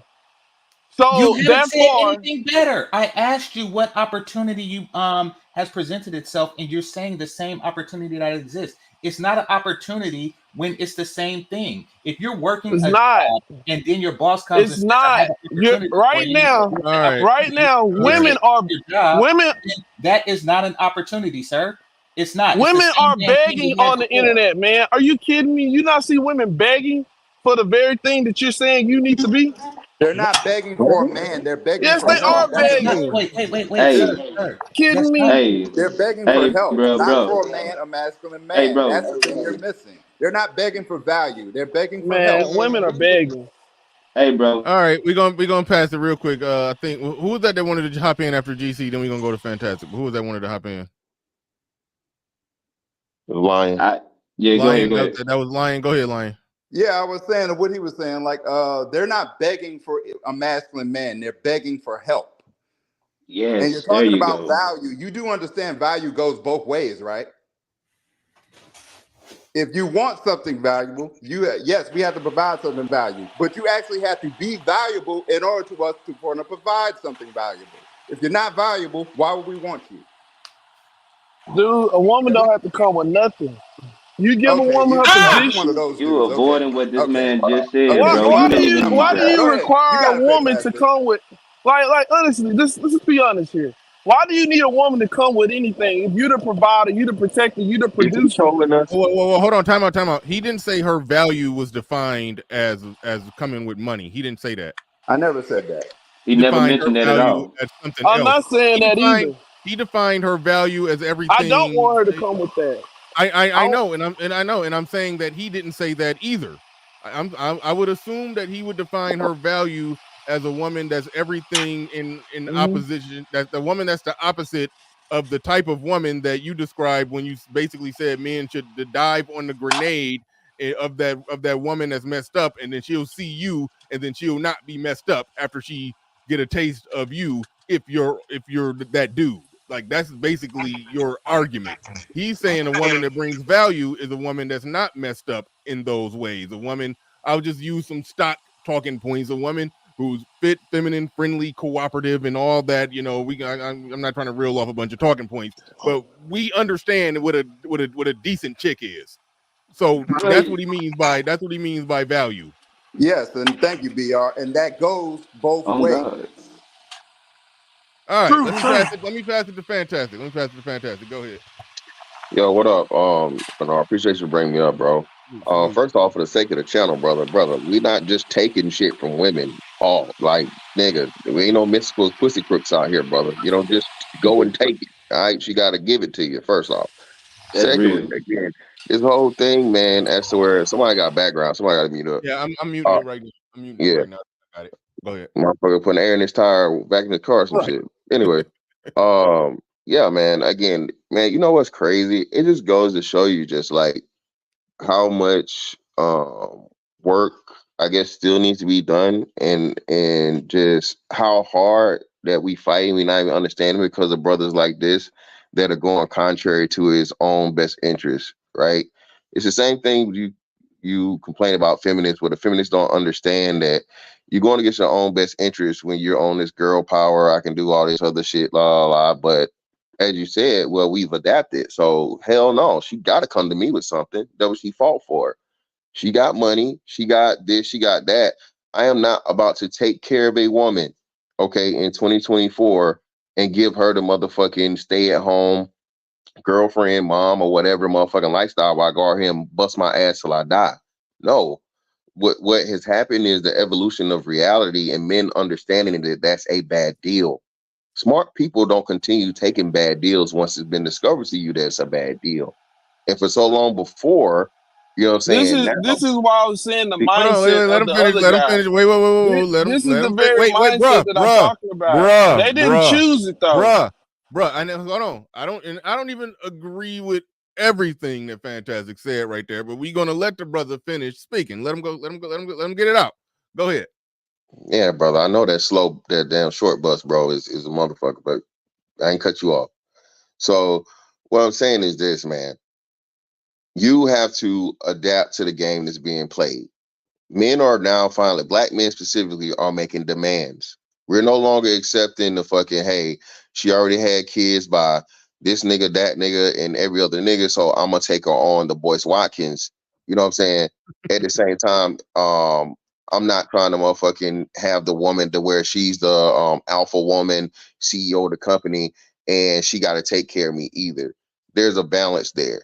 The balance is being found, and like you said, man, there's a happy medium. There's a realistic thing to where this stuff can work. In the best situations of Asian couples, right? The two highest earning demographics, Asian men, Asian women, both of them work, and they also have the highest marriage rate. On the opposite end of that spectrum, Hispanics, they're below us, men and women, right? But we know they're buying more properties and then they're having better families and still getting married too. The problem and issue is the black man is somewhere in the middle and he keeps being told you're not enough, you're not enough, you're not enough, when men at the very top and the very bottom are able to get the fucking cooperation that he's just simply asking for, but black women keep telling him he don't deserve. I'm done.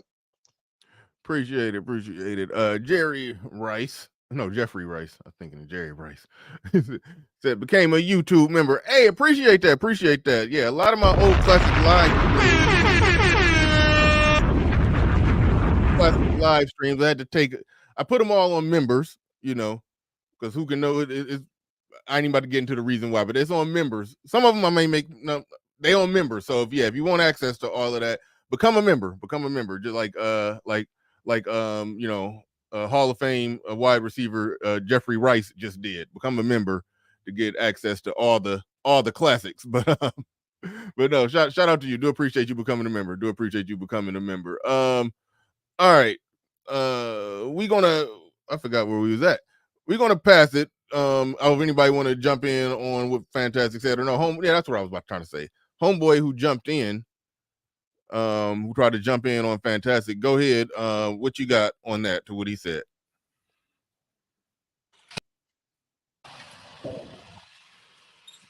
Hello, I'm here. You here? Yeah, we got you. All right, yeah. I'm sorry about that. I'm in between working. Well, actually, what I'm trying to say is, man, I'm really trying to. I know my approach is not what y'all want, but I know how frustrated everybody is here with I'm no, you know, I'm the not curtain state. frustrated. I'm not No, frustrated. I Let's know not. a lot of people are like, the concern. The concern. Let me use better wording. Concern. But the insult he just put on me, it was not necessary, the short bus thing. Look, I put a tremendous thought into this, and I've been working this. I've been actually out in the field using this, and a lot of our women are not aware, like I'm showing you. They're not aware of the right blueprint. So it's left to us if we want these women, or you have the other option. You conform to another leftover of another group, or you compete for all the women of the other groups. That's how you have to operate and move going forward. If the big dub don't want you, you don't Yeah, deal with it no wait. more. Hold on. Who the hell is flying a plane? We just saw he at work, man. This brother a mechanic, clearly, or something. Okay, This brother working. Yeah, all right. Don't get fired. He's making that argument. The argument, he all over the place. He all over the place with Well, it. I mean, it's not an opportunity. Men have always competed with other men, for nice women. So No, wait, hold on, wait. Go ahead, GC. I go ahead. I got next. There's nothing new and positive about the situation, brother, as it pertains to men. Now, the begging women, I wanted to talk about that for a little bit because I'm curious at how you see it. Brother, do you believe that the women who are online begging never rejected a man? I believe they rejected him because those men didn't have a proper plan. Was just like them, sold the same ideology, just on the What do man you mean a side. proper plane? I'm curious. You said what? What do you mean a proper Describe the plane? proper plan. Give us an example of Plan. that. No, Okay, don't just say plan. plan. You can't just say plan, brother. You got to be specific and give us details of a proper plan. Just one of them. Just Yeah, one an good proper plan. example. What are you talking about? Just a plan overall, life plan. Brother, you can't Plans keep are saying actions. plan. Brother. Okay, You got I to mean, it depends on what you. I mean, look, I don't want to go all too deep into it, but I'm well, saying you kind of have to. Hold on. This Well, this is what you if and you I don't know have you a work plan, how can you move it forward in life? okay, brother. well, let's do this. Let's do this. We're just not living Do with you no believe that plan. those women rejected a man before the conversation of a plan came up? Meaning that the women that you talk about that are crying and begging online, say if somebody like Bernard stepped to him and say, hey, you looking good, I'd like to take you out, to dinner sometime, and she says, no, nigga, look at your beard. Hey, don't do that now, man. I just cut my beard and it's making an Anthony Hamilton comeback. But it's good. Hey, come on, man. Don't do Okay, that to me I'll leave right the now. beard out of it. Leave my But she beard out says of it. no for reasons other than a plan. Do you think that is feasible that these begging women are doing that? Yes, but there's a way around all this. Okay, Please elaborate. providing value. Women But overlook she didn't give certain the things. opportunity to If you're provide that value. providing and your Right visibility quick, brother. is Let me there, interrupt man. for a second. In the scenario that I gave, which is common, she didn't give the opportunity for him to provide that value. She said no before she even knew if he was a millionaire willing to share all of it with her. So I asked again, That ain't the issue to me. To me, well, the no, but greater I'd like for him to answer that part though. All right, go ahead. GC, we not getting no answers from this nigga. True. Well, hey, man, hold up, I like man. to Come watch him on, man. still Why bring you the attempt. disrespecting me? I'm a black man like you. I share the same Brother, reflection. I share the same problem I'm not and same disrespecting, desire and passion here. but brother, just real quick, this is what you tend to notice, brother. We asked you respectfully and repeatedly what a plan was, and you kept saying plan.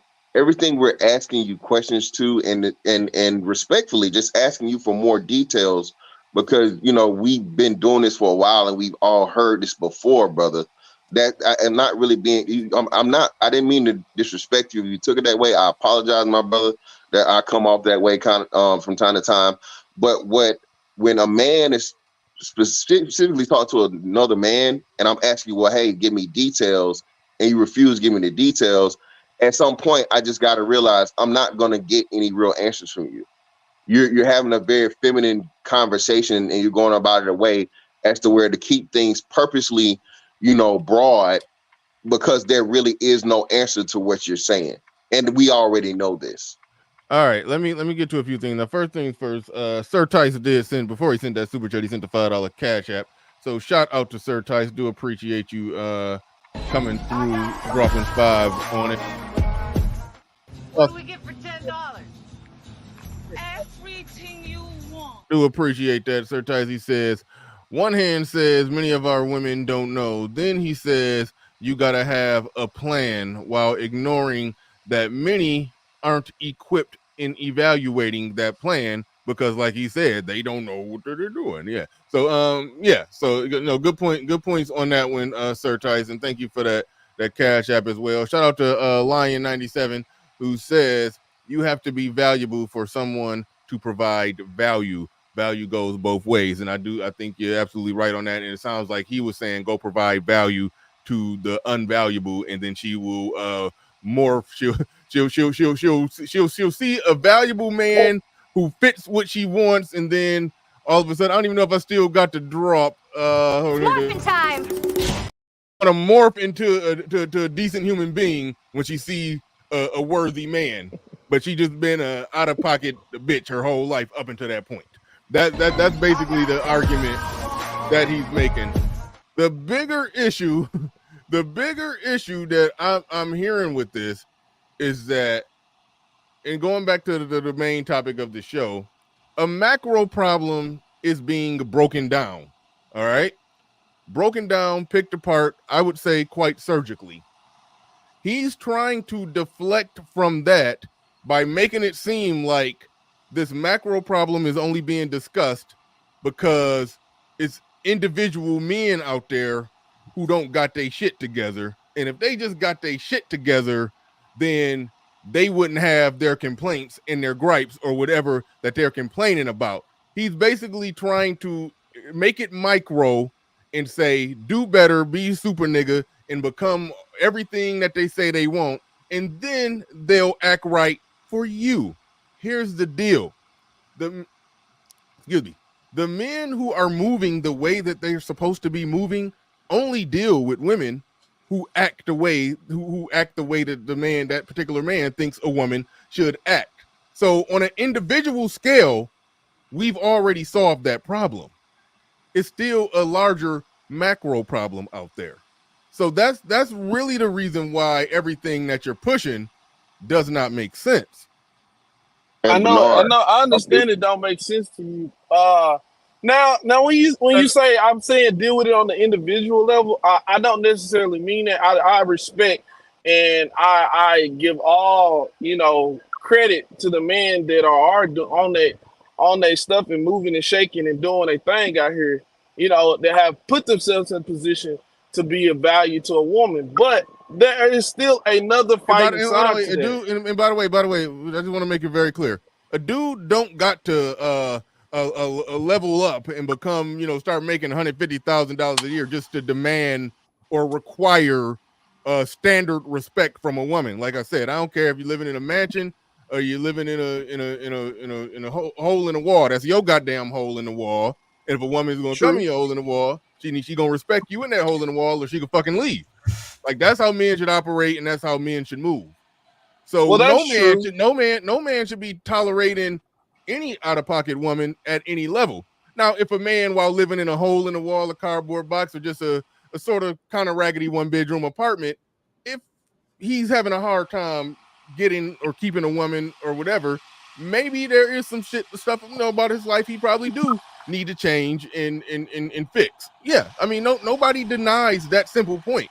But to act like the larger scale issue that we see and observe when it comes to how women are operating nowadays, like that is solely predicated on men just not making enough money. Like what when you really break down what you're advocating for, like what are you advocating for 100% of men to make 80% more than what women make? Like you advocating for a big ass wage gap? Like What the No, no, hell do no. you It's want? it's actually it's I actually not like a to make it's it. not actually not a money issue.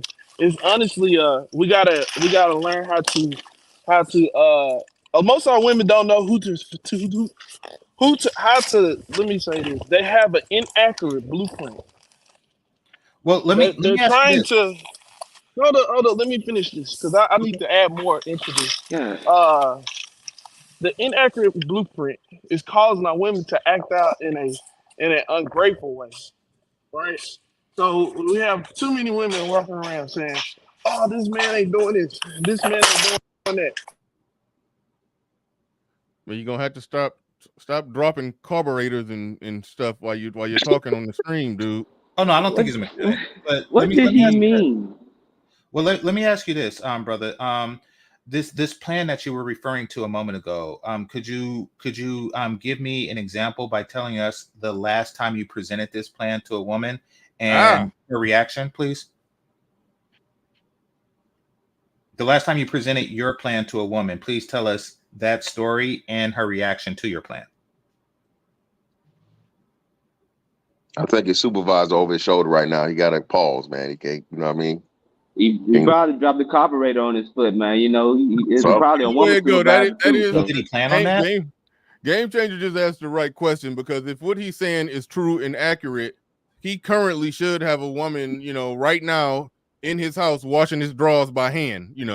It's a washing machine. They got a washing machine, but no, she like to wash his drawers by hand.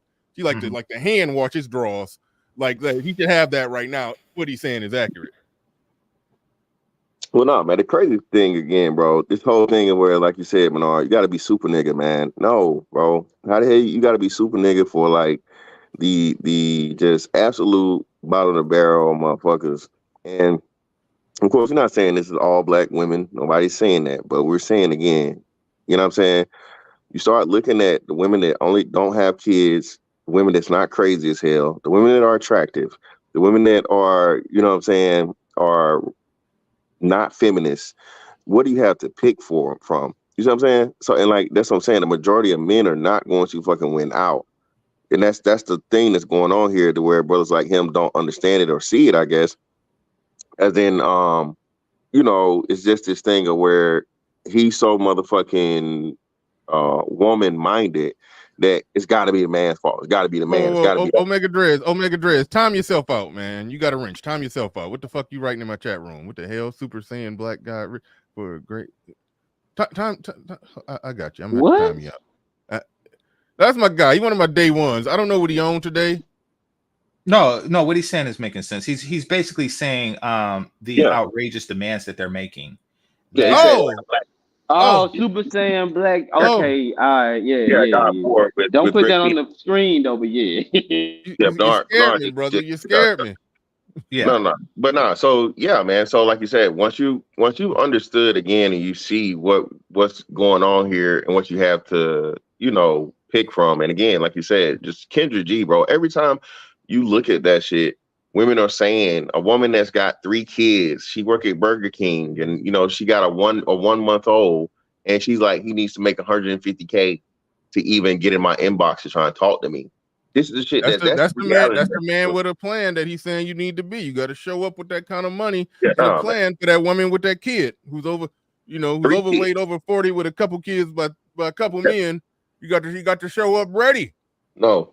You got to but it's not an opportunity. Hey, I mean, it's as much of an opportunity as somebody coming to me or anybody here and say, "Hey, how would you like to make minimum wage?" That's not an opportunity because what's being presented is less than what was being presented in the past. That's not an opportunity. That's not a good thing. Like if you made 150K in 1980s money, you would get more from society than you are getting now. So I don't get where he was going with the opportunity thing. Like that's not a. Hey, he could have made a point with that, bro. Like when I came in, I was speaking on maybe all these talking points. I wasn't on no simp shit, but I was speaking on all these talking points. Maybe it's a middle ground where we can find out, other than trying to be on one end or other end, not on what we're talking about, but how the outside world will get, especially what these women go off. Because most of these folks just look at shit on the internet and taking it as face value. I mean, how many videos have y'all seen on YouTube or whatever talking about some? If you want to see your man cheating, just click this app.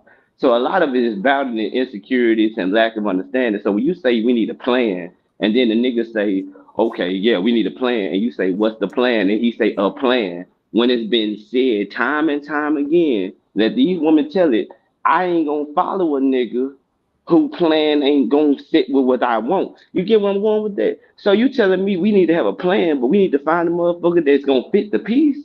Bro, you ain't even telling me what plan you talking about. You avoiding the situation because you're speaking in semantics. So we're not even getting nowhere. I agree. What was you talking about, bro? Like, at least I'm just saying, I was at least trying to say we can find middle ground and not misunderstanding so we don't keep regurgitating the same shit.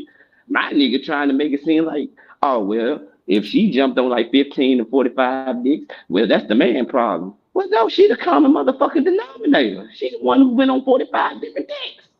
True. I mean, and also there is this. He seems to have fallen for false rhetoric, and that is this, and Black women have been painting this false narrative for quite some time. That is this, oh, I'm looking for just any man, and then they say, 120% of Black men are in jail, and another 150% can't read, and 800% are gay. So, I'm just sitting here looking for a man that's not that. And then in the same interview, they say, oh, yeah, but he's got to be 6'5". And, like they really just, and shout out to Fantastic for being 6'5". But I mean, they really just are creating this false narrative that they have reasonable requirements that are not being met by Black men. I say they ain't creating. Oh, my bad. Go ahead. No, they're just creating this narrative that they have reasonable requirements for Black men that aren't being met, and that is to be not in jail or something like that. And some ignorant, right? With the people that they're looking for something impossible. Like you want a bum that wins the lottery with no money. That's basically what you're looking for. See, it's crazy when you break it down like that because you're making sense out of it because it's more of the hypocrisy of it all. Because Lord forbid, I say I want a woman who's like 150. And then you say you want a man who built with the abs and shit like that. Like Lord forbid, like now I'm wrong, but she got a standard, so I get you. Well, yeah, exactly. I mean, so that false narrative has gotten to him, and he's seeing it as an opportunity. But what I wanted to get him to realize was that it's a false opportunity. Like it's not an opportunity at all. Like if it was really like that, and the women were just out there begging, like he described, then how come Tinder is like 2 times, like on most dating sites, it's twice as many men on there than it is women. So that's simply not true. They're not out begging like that. They swipe. Which one is the bad one? Left.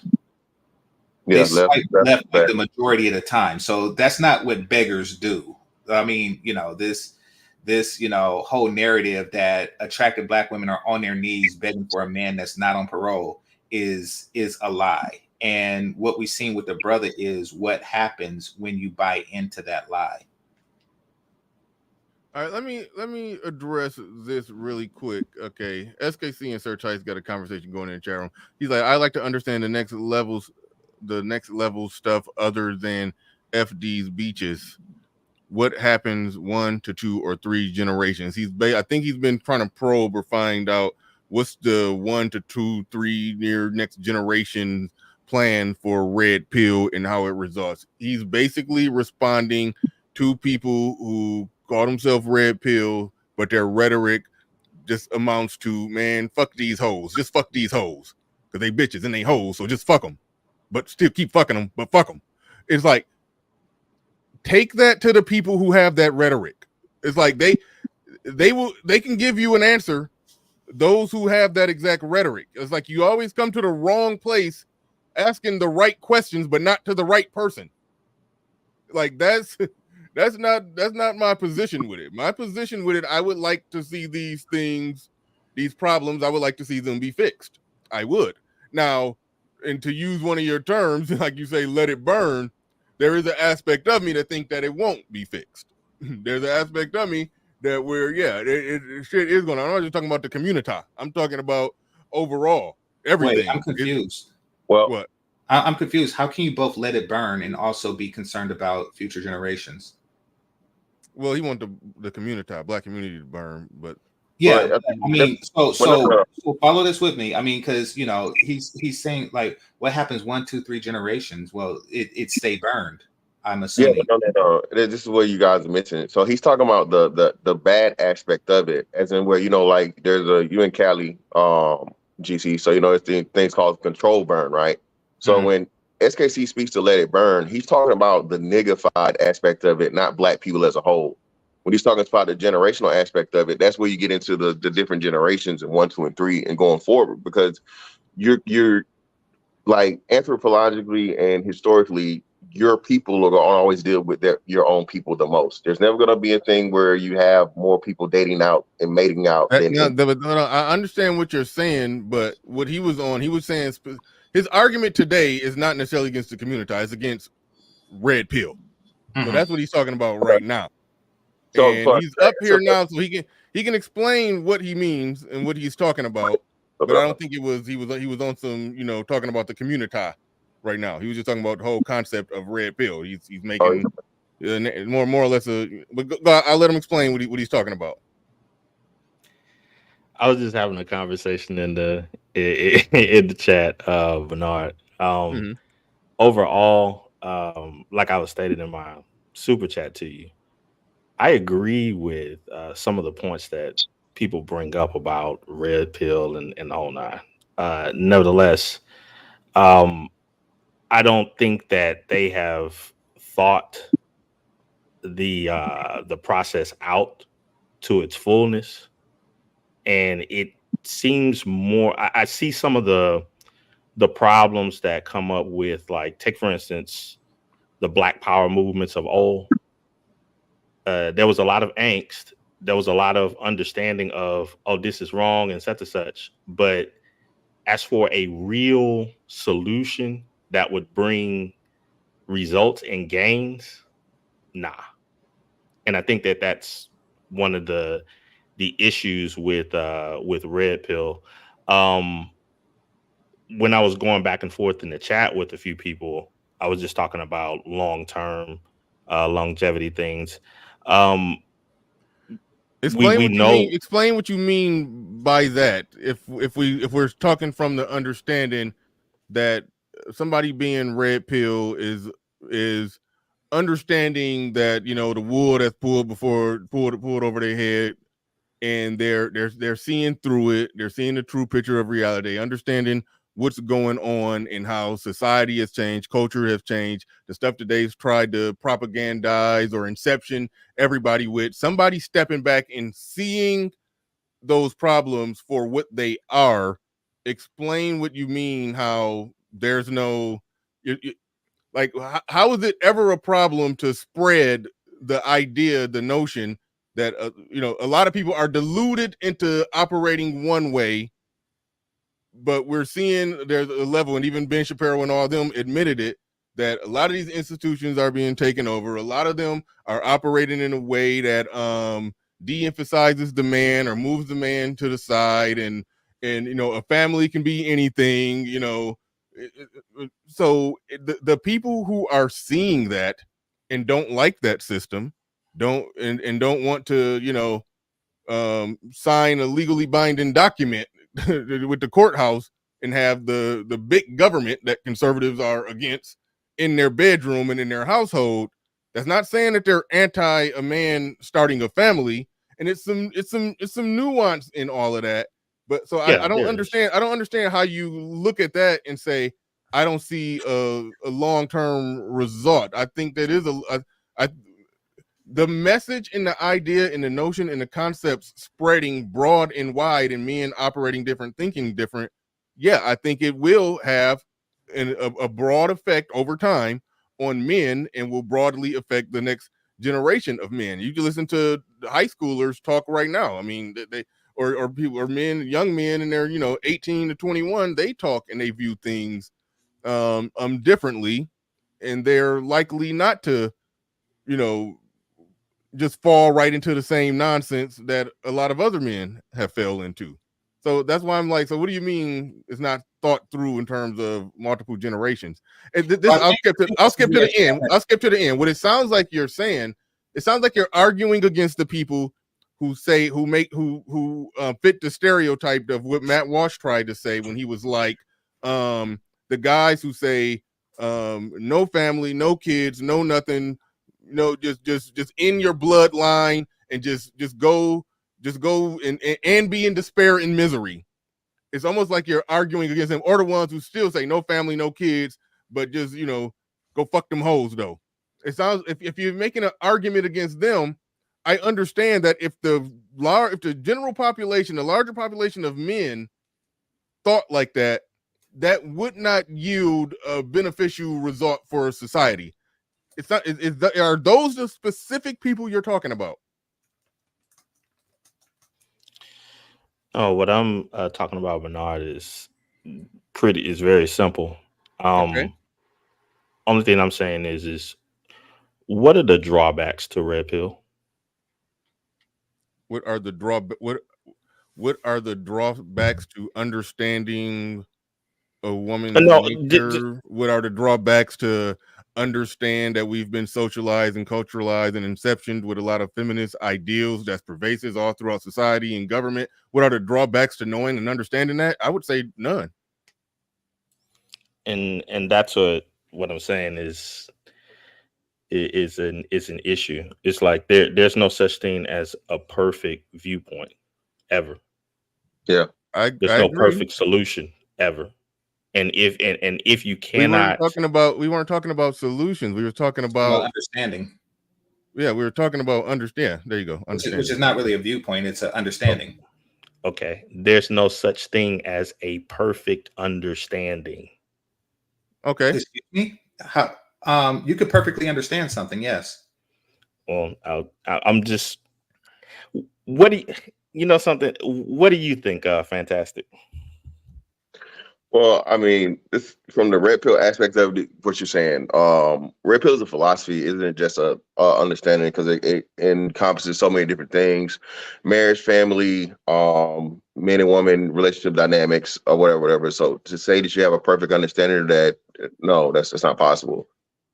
I think Freeman's Journal got it right. Fantastic. What you're talking about is a conclusion to an understanding, which many people have, but the understanding itself can be perfect. Like you can understand perfectly that 2 + 2 is 4. However, if you're talking about that's not an understanding, GC. Yes, it is. No, it's not. That's something that's a proven point. It's not an understanding. And we're talking about something. Okay. Well, let me say this. We're talking about something that's far more complex, like the understanding of life and philosophy. So you're right there. I'll take that back. You're right about something that has proven and beyond the shadow of a doubt, a man and a woman, right? But again, we're talking about philosophy, which even now, perfect example of that would be something that we know to be true, that there are only 2 genders, right? But now that can even be, challenged nowadays, because they turn the fact into philosophical. So again, red pill ideology, that's why it's called, a lot of times we take ideology off it, but it is ideology. So you can't have a perfect ideology. It's just not possible. Right. I think Freeman's Journal is saying, just real quick, I just want to throw Freeman's Journal's comment into the conversation. He says, the drawbacks would be how the information is applied, what actions are taken because of the information. There are some individuals who get the information and then they take they can probably take some actions that probably don't lead them to nowhere necessarily good. That's possible. Or better yet, Bernard, or better yet, like you said, to try and belittle it or tear it down, right? While they're doing the same exact thing as you were saying earlier, you purposely contort it and you purposely present it only the bad parts of it.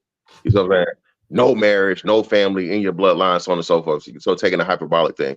But just from the red pill aspect of it, if I'm a person on the outside looking in, what someone would be able to say is pretty much, I guess, men, not necessarily misogynistic, but the man having pretty much, a totalitarian control of the situation, right? Where it's just like the men, hey, do this, and this. We're like, no input from the women. That's a lot of the stuff that gets thrown up against it. So I would say what you have to use as a downside to red pill ideology is not necessarily true, but a lot of the misconceptions of it, because people don't go into deep detail. a lot of stuff we talk about, like I say, and shout out to the brother that was up here earlier, right? When you're trying to change the mindset, and like you said, Bernard, MGC, get other people to realize the reality versus what they've been programmed to see, that's a very, very difficult and uncomfortable process. So, but still overall, you're going to have to work out the imperfections along the way. And I think one of the things about the red pill, quote unquote, that's not getting credit for is that it's so young and it's so early in its stages that people don't see that this is going to be, years long, generations long process. So when you take that in consideration, like anything that's a philosophy, it grows and it evolves as time goes along. So I would say to the red pill thing, I mean, it's in its earlier stages, and there are a lot of things that we haven't been, privy to or had to deal with because look, right. Marriage and relationship dynamic for our great granddads and granddads are totally different from ours, just from the times and technology and different things. So like you said, I know you niggas hate saying this, but we ain't even talked about these Android bitches that's on the way. You know what I'm saying? These Android yeah, bitches? yeah, we ain't even talked about that. We ain't even talked about cybernetics and shit. But no, I know it's a little 10-4 Tuesday, but they're doing stuff now as to Oh, where I know they're trying to make they trying to make sex dolls that can move around and do the Macarena and shit. So yeah, not I just know move that. around. It's with AI. You add AI to it, Bernard, and now you have a synthetic person. So you know what I'm saying? That's something that we had to be introduced to now, and everybody's saying it's bad. Or just let's just go with prostitution, right? In the United States, prostitution is a horrible, bad thing, but you just go to the south of the border, right? You go to South America or Mexico, that shit's legal. You go to a lot of places in Europe, that shit's legal. So again, it's just understanding how the mind works and how concepts just take time for people to grasp them or accept them because it's just a reality. I do think that a lot of people just want to critique the red pill community, like Bernard was discussing before, just for the sake of critiquing it. And then when they run out of their own critiques, they say, is it perfect? And then, since we run under the philosophy that nothing is perfect, they ask for you to point out its perfections and then make that their new critiques. That's really what contrarians do all the time. But I do want to say that, and we're talking about the difference between understanding, what the red pill is, at least in the movie, which is why I said analogy, is an understanding that the reality that they were, that they believed to be real wasn't. Now what was done was a matter to the individual. And what's being critiqued by the panelists that you were talking about before, the white guys, was what they believed that the people were doing with the knowledge that they had, that the matrix exists and it's not actual reality. All right. But I mean, add one these piece. Understanding itself.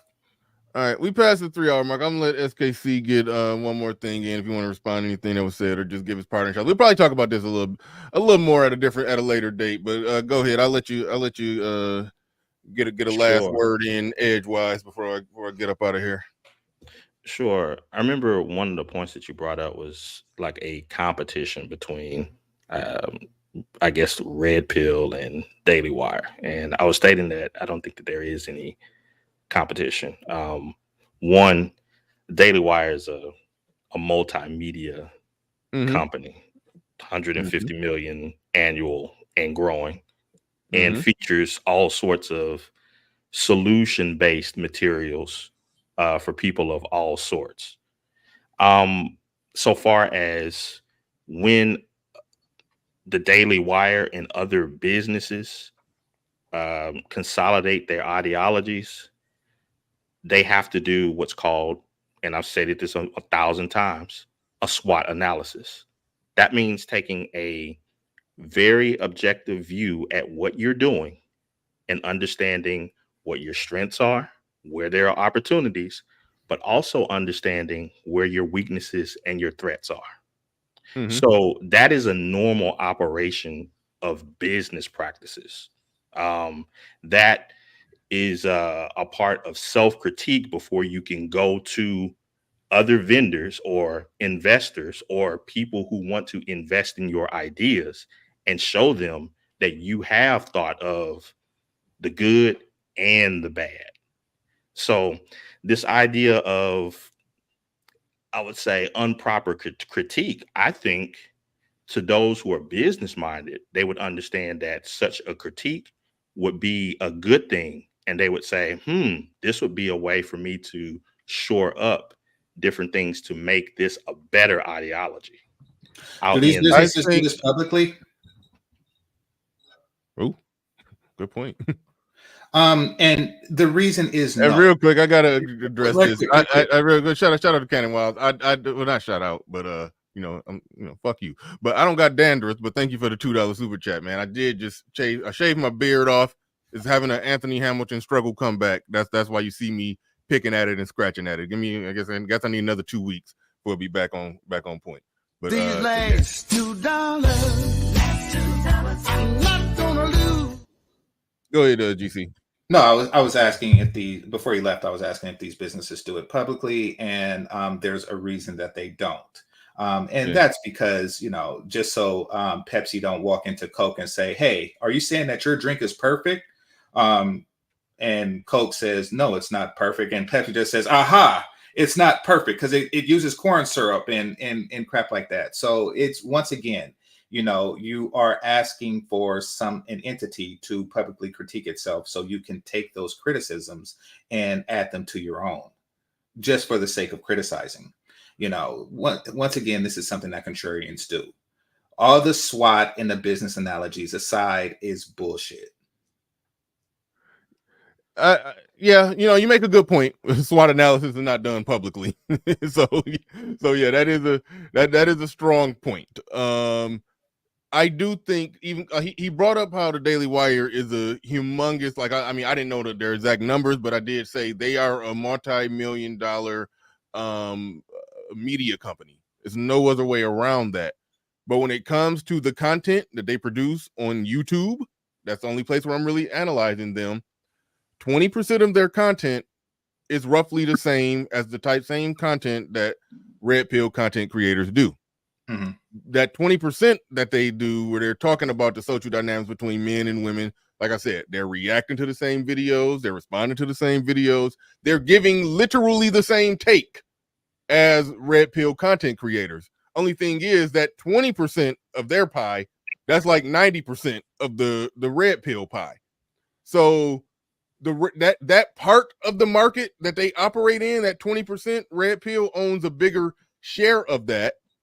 And the people who like that type of content that they do when they respond and do the reaction in response to the modern woman type of content, when they do that type of content, they know that their listeners are who like that when they do it are also going to like it when they see red pill content creators do it. So I think that they understand that they're going to either lose market share or win more market share, dipping their toe into that red pill manospherian type of content.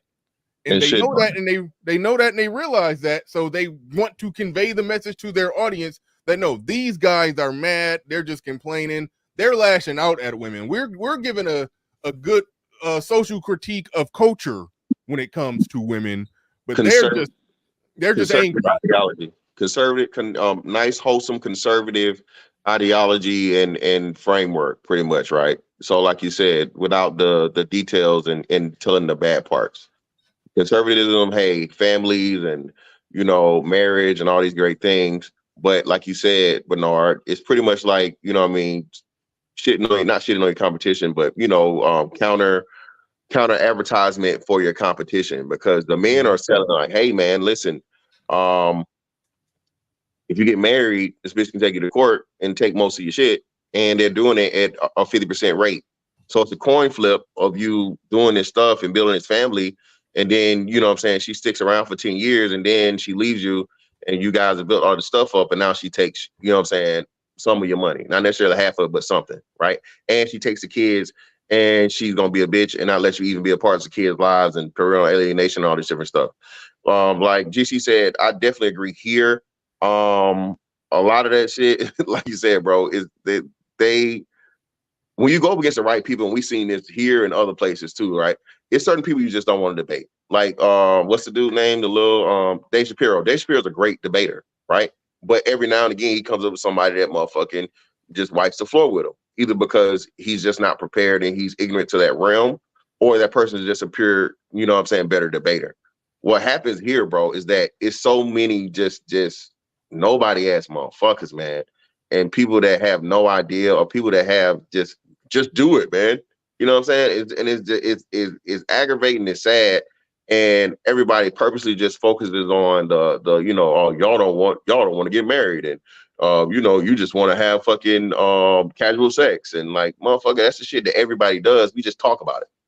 You know what I'm saying? Every man in the world, motherfucker, want to have goddamn casual sex with a fine ass big booty bitch. Just saying.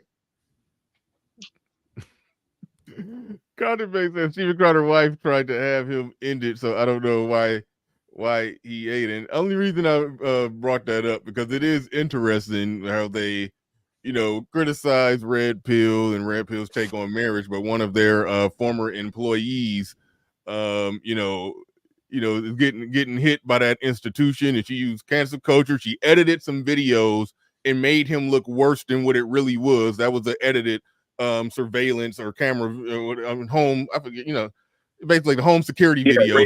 Some shit.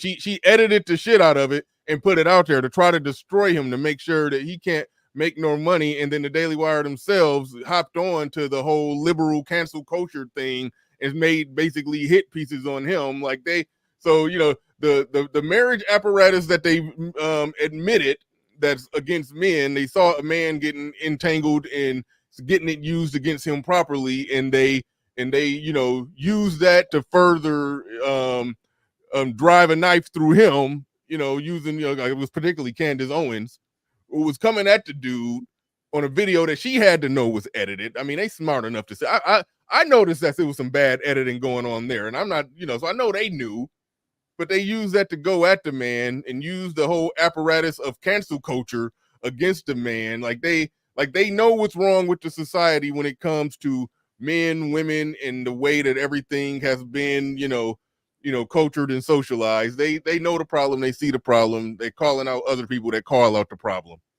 You know, it's stupid. It's stupid. So that's my conclusion on them and what they did. We are about to wrap this thing up. So as always, welcome to Machismo TV, the ultimate destination for modern men seeking to upgrade their lifestyle. Subscribe to Machismo TV and Saul T-Balls. We stream daily from 12 midnight to 8 a.m. Eastern Standard Time, the best male-centric content. Highlight reels without reviewing or providing any editorial bias to the content. We have done so much, with so little for so long, we are now qualified to do anything, with nothing. I don't know why that ended fast like that. I don't know what happened with that. That was weird. But shout out to Machismo TV. The link is in the chat room. Make sure y'all go and subscribe to Machismo TV. I don't know why some of my stuff is lagging today. I don't know. Gotta get my plantation wireless fixed. But thank you, everybody. Thank you to everybody. Shout out to each and every one of you. I do appreciate it. I'm trying to stay out of the comments. Digital Wealth Podcast says, and the manosphere loves Candace Owens like it never happened. Not exactly. A lot of people, myself included, called that out. A lot of people called out what she was doing and how she was doing it. And so, but there are some people who, you know, who either gave it a pass or don't really understand the details or the gravity of it. But some people probably give it a pass. So, you know, but to say you're being a part of the same problem that we've been describing, where you're saying, and the manosphere loves them. Anybody like that's the bullshit we talking about. You're out dumpster diving to try to put a narrative on a group of men that speak up for men. That makes you a part of the sisterhood when you do shit. I don't know if that's your motive. That's what a lot of people do, and I'm hyper aware of it. So maybe I'm, you know, pinning some charges on you that don't belong. But I feel like people join the sisterhood. I feel like, I hate to say that. I view it as people have just joined the damn sisterhood when they make it their mission to criticize the men that criticize with everything that's wrong with women in society and feminism and everything that basically de-emphasizes and devalues the man. That's like, y'all are against manhood and masculinity, when y'all are fighting against the men who push back against the female-centric propaganda and replace it with more male-centric truth and reality. It's like y'all have just cut your balls off, put them in a down purse, and put on a pussy hat, as far as I'm concerned. But we're gonna end the show right there. Thank you once again, and we out of here. Peace.